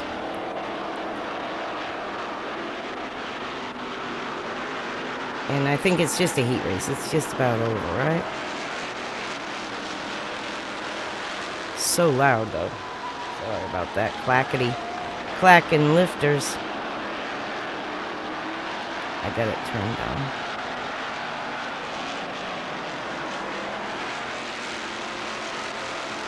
Wrapping that bottom.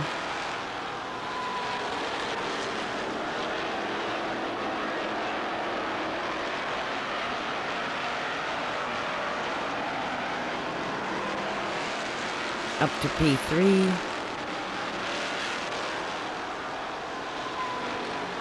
Almost. P4.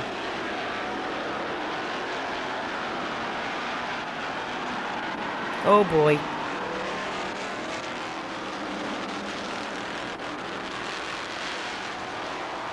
White flag. Oh, that's not good. Whee! I think his radiator dropped on the ground. Something fell right out the front of the car.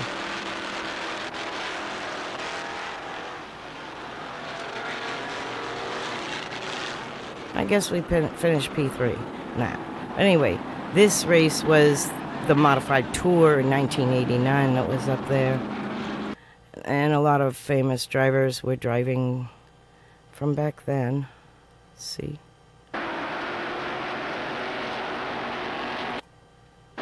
Let's see if I can get a lineup. Do they do a lineup? Yeah, they do. It's the best part. Driver intros. Alright, the late model race is over. These are pro stocks, actually. These would be like Cars Tour, similar cars.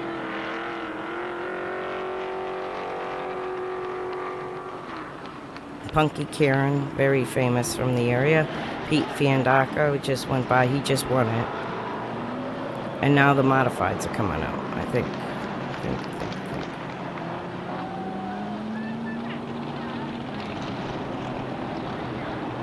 But I was at this track at this day. I was at this. Okay, so Punky won the race. There's Mike McLaughlin talking to the guy in the red. See if I recognize anyone else.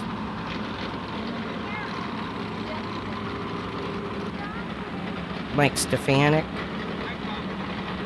Modified drivers that went south and raced Busch, so a lot of these. That was Mike Iwanitsko.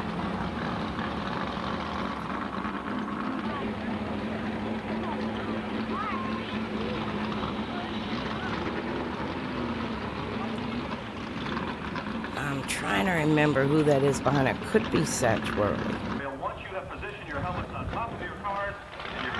I think that's Jeff Fuller on the right and Stefanik on the left. Possibly, it looked possibly like Satch Worley behind it. There's Rick Fuller, the tall one. Reggie Ruggiero, Gio's uncle, behind, with his crossed arms. Who else do I recognize? Come on, clear up.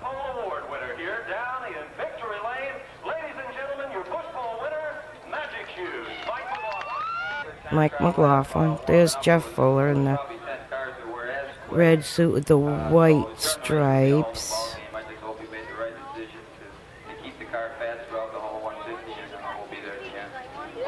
George Kent, I believe, is who just walked past him. Tom Baldwin's in this race, I believe.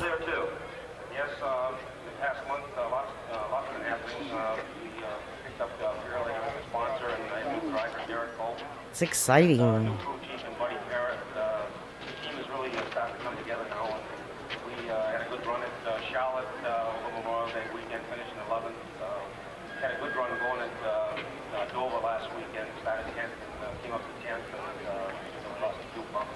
That's Kenny Bouchard they're interviewing.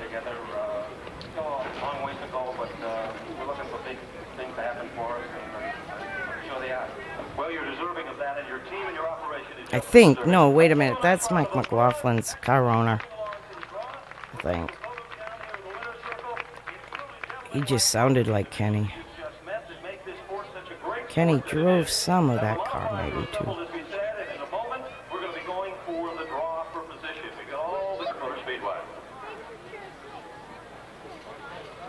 Kind of sounded like Mike Joy. Do you think he was commentating? Is Jerry Marquis in the red to the far, like in front? Ladies and gentlemen, the first individual to step up and draw for a starting position is the driver. Laughlin draws the high five. Second individual to draw. Last week, this gentleman had to use a provisional starting spot to get into the main event, but he also was a recipient of the Richie Evans Award for outstanding performance, sponsored by Speedway C. Jamie Tomeno, he has a car in the Smart Tour right now, him and his wife.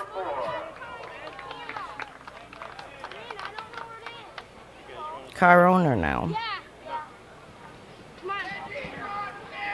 But again, this is my home track back in the 80s and 90s.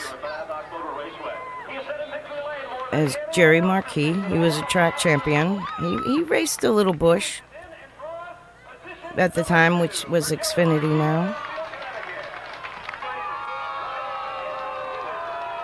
As Reggie Ruggiero, he's Gio's uncle. The race is now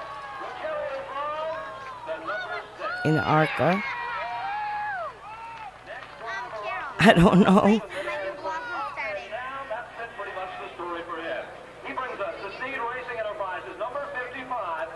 Mike.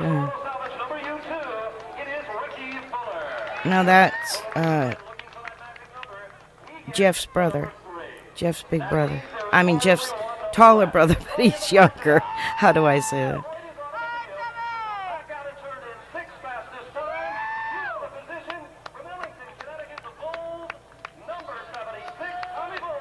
Tommy Bowles.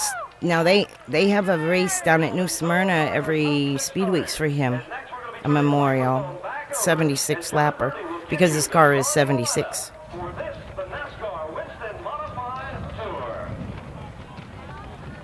And that's it. They're gonna just no introductions. It's all done.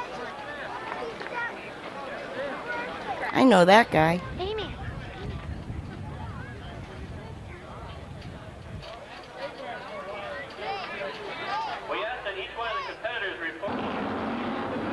Alrighty. That guy is Jeff Fuller. He's driving the 21 on the white letters right there, the red car. Steve Park is in this race, driving a number 81. He won the Consi. No, wait a minute. Dwight Jarvis was in it. Yeah, but he made the race. I saw it on the tally. I pulled up the tally of all the drivers on this race before I went live with it. So I do have a tally list of every driver in this race and where they finish. It's a 100 lapper. I don't think we want to sit through 100 laps, but it's a pretty good race. It's in pretty good shape for an 89 race. Tape, you know. Reggie Ruggiero in the 44 Teddy Bear Pool car. That number 4 is the Mystic Missile. It's back being ran as the Mystic Missile now by the new owner. He got permission to use the old moniker. Uh-oh. That was the 81, I thought. The 2X, that is Ryan Priest's grandfather's car. He was the car builder on that. Yeah, the 81, that's Steve Park. He raced some for the Earnhardts. He got hurt in a wreck, and I think it stopped his career early. Let's see, we got Reggie running the outside like he always does.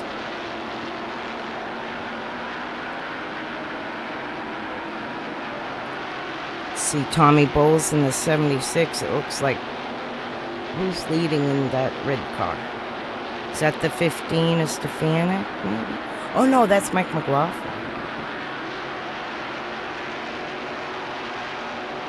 There's Stefanik in the 15.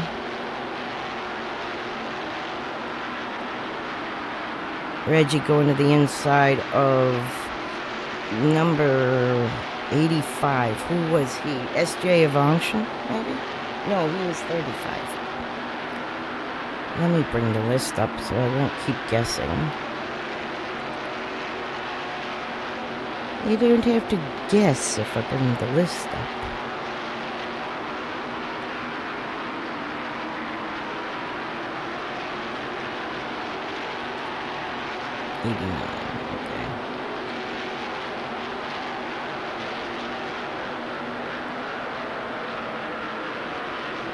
June 89.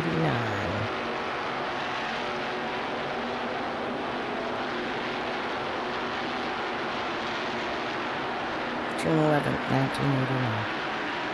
Alright, these are the drivers running.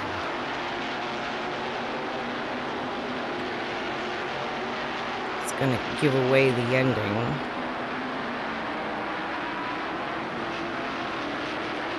Oh, it's a 150.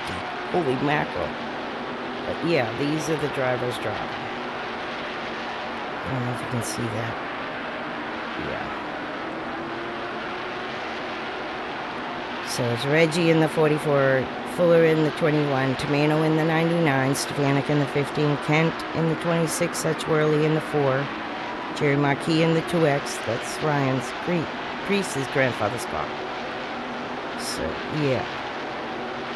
And in that one I was wondering is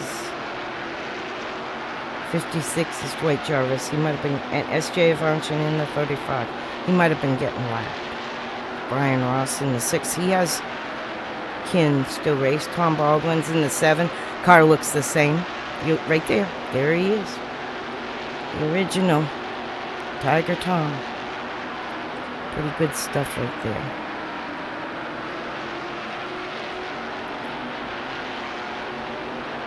But again, I hear chatter that they want to put this track. Whoa, no, that's Mike McLaughlin.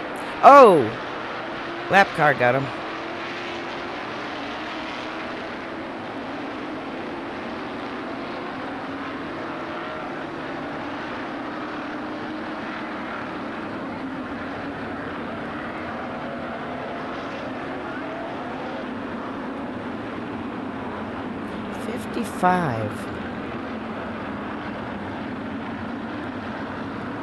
Now he's a lap down. See, the lap down cars start up front. Isn't that weird? That's what happens when you don't have lucky dogs. Lucky dog's a good change they made.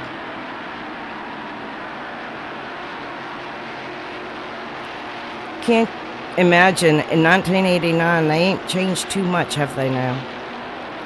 Not hardly at all.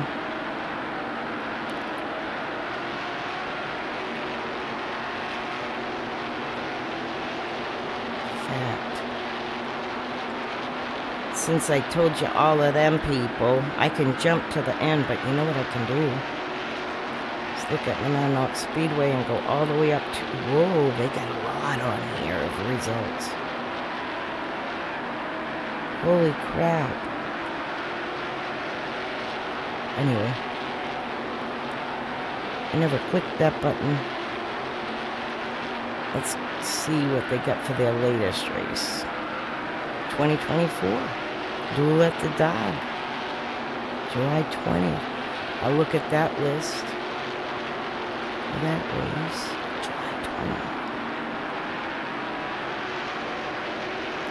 20th. In real life, they got a race coming up on this really soon.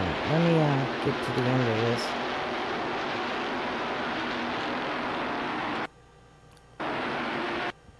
Oopsie. Greetings, Snatch Greetings. Dr. Dennis Black here for Rough Greens. Please like, subscribe.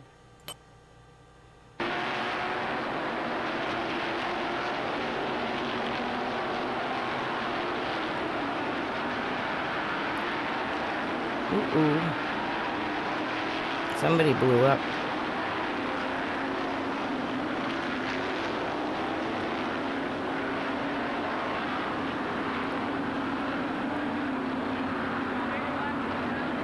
Dwight Jarvis right there with a flat tire, bent rim. He's trying to get up the hill to go to the pits, but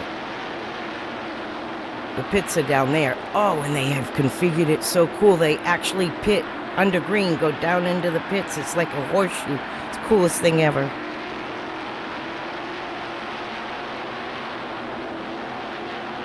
Yeah, I know, right?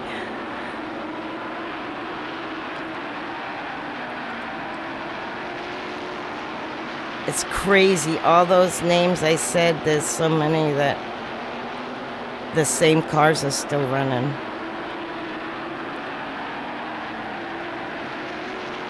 Like last year, that number 4, and last year in real life, ran and finished 21st. Tim Connolly was driving it, and that's who owns the name now, which is cool. They still have Fury chassis, Troy chassis, Bowler chassis, Jake Johnson. They always built their own. Oh, Jake Johnson was driving it last year. Catalano, Ronnie Silk, Matt Hirschman, Tony Hirschman, all of them, Woody Pitcat. These are all many generations after I was there. A couple of generations, 3.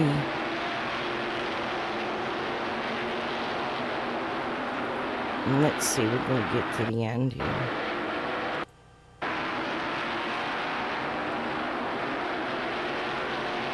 Tommy Bowles, who's leading? I think Reggie is leading. Yep. In the teddy bear pools, maybe? This guy must have been with the 5 that's filming. I think the 5's the one that's going.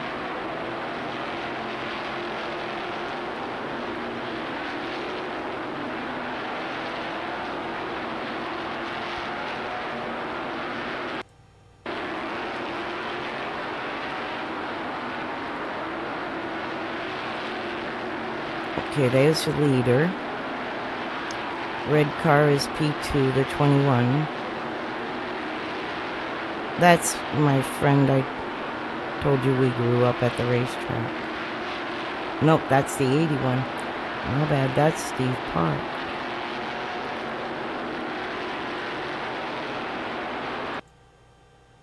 Skip further. Skip, skip, skip. Is that the end? I think so. Reggie won in the 44. Let's see if they do interviews. I haven't actually watched this part of it that I recall. I recall watching my race before. You know, the street stock race that we were in. But yeah, this racetrack still runs. There's my buddy.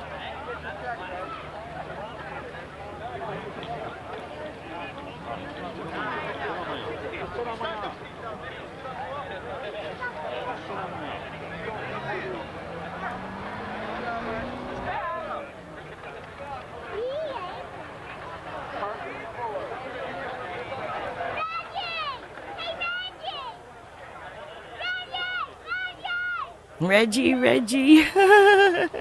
Kids yelling for him.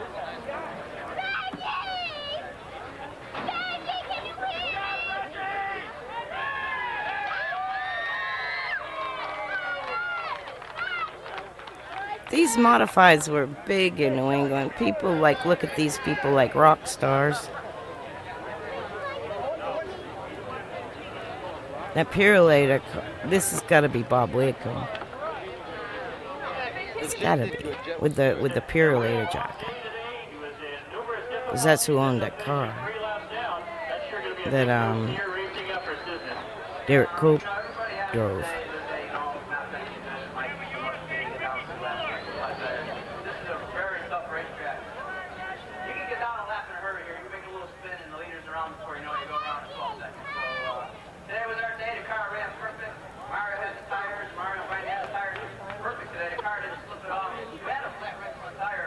Look at the Dick Trickle t-shirt. Hell yeah. 1989.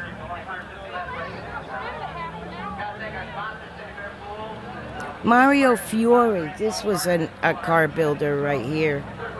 One of the best ever.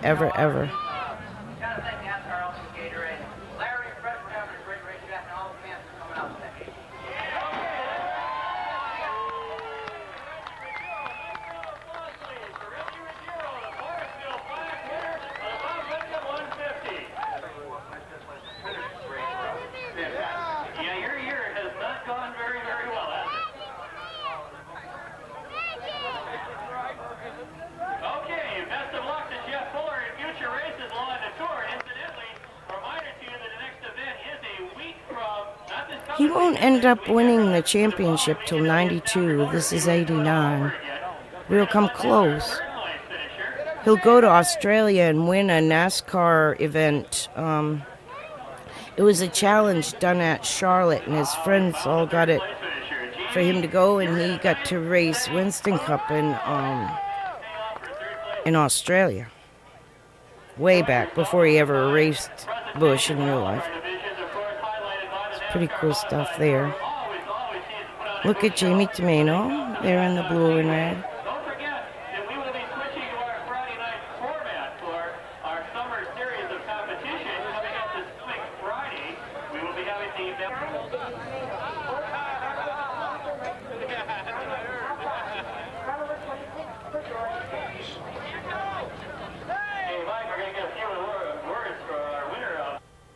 That's all she wrote. I'm glad I finished watching that one.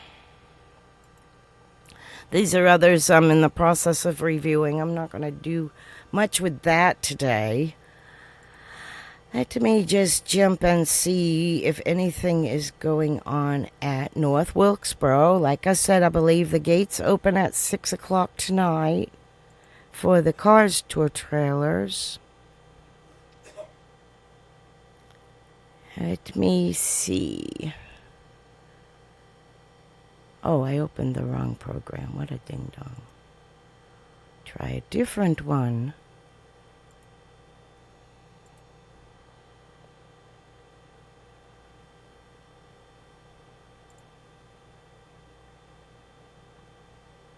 Okie dokie. Yeah, man. There we are. Okay. There's a little update.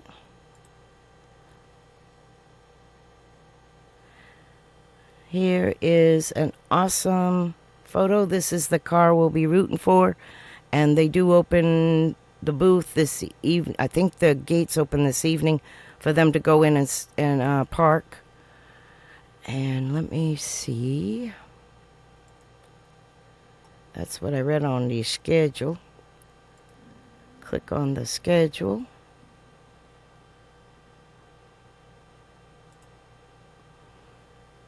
Here's the Cars Tour schedule. At 6 p.m., let's see, 5:30 to 6 p.m. broadcast calibration track hot. 6 p.m. to 9:30 track ops, backstretch vehicle crossover gate open, track cold. And 6 p.m. to 9 p.m. late model stock cars and pro late model optional haulers enter. Then tomorrow morning at 6 a.m. backstretch vehicle crossover gate opens, and I guess you can, track ops, track cold until practice begins at noon tomorrow for the pro lates. And these are all their meetings and whatever.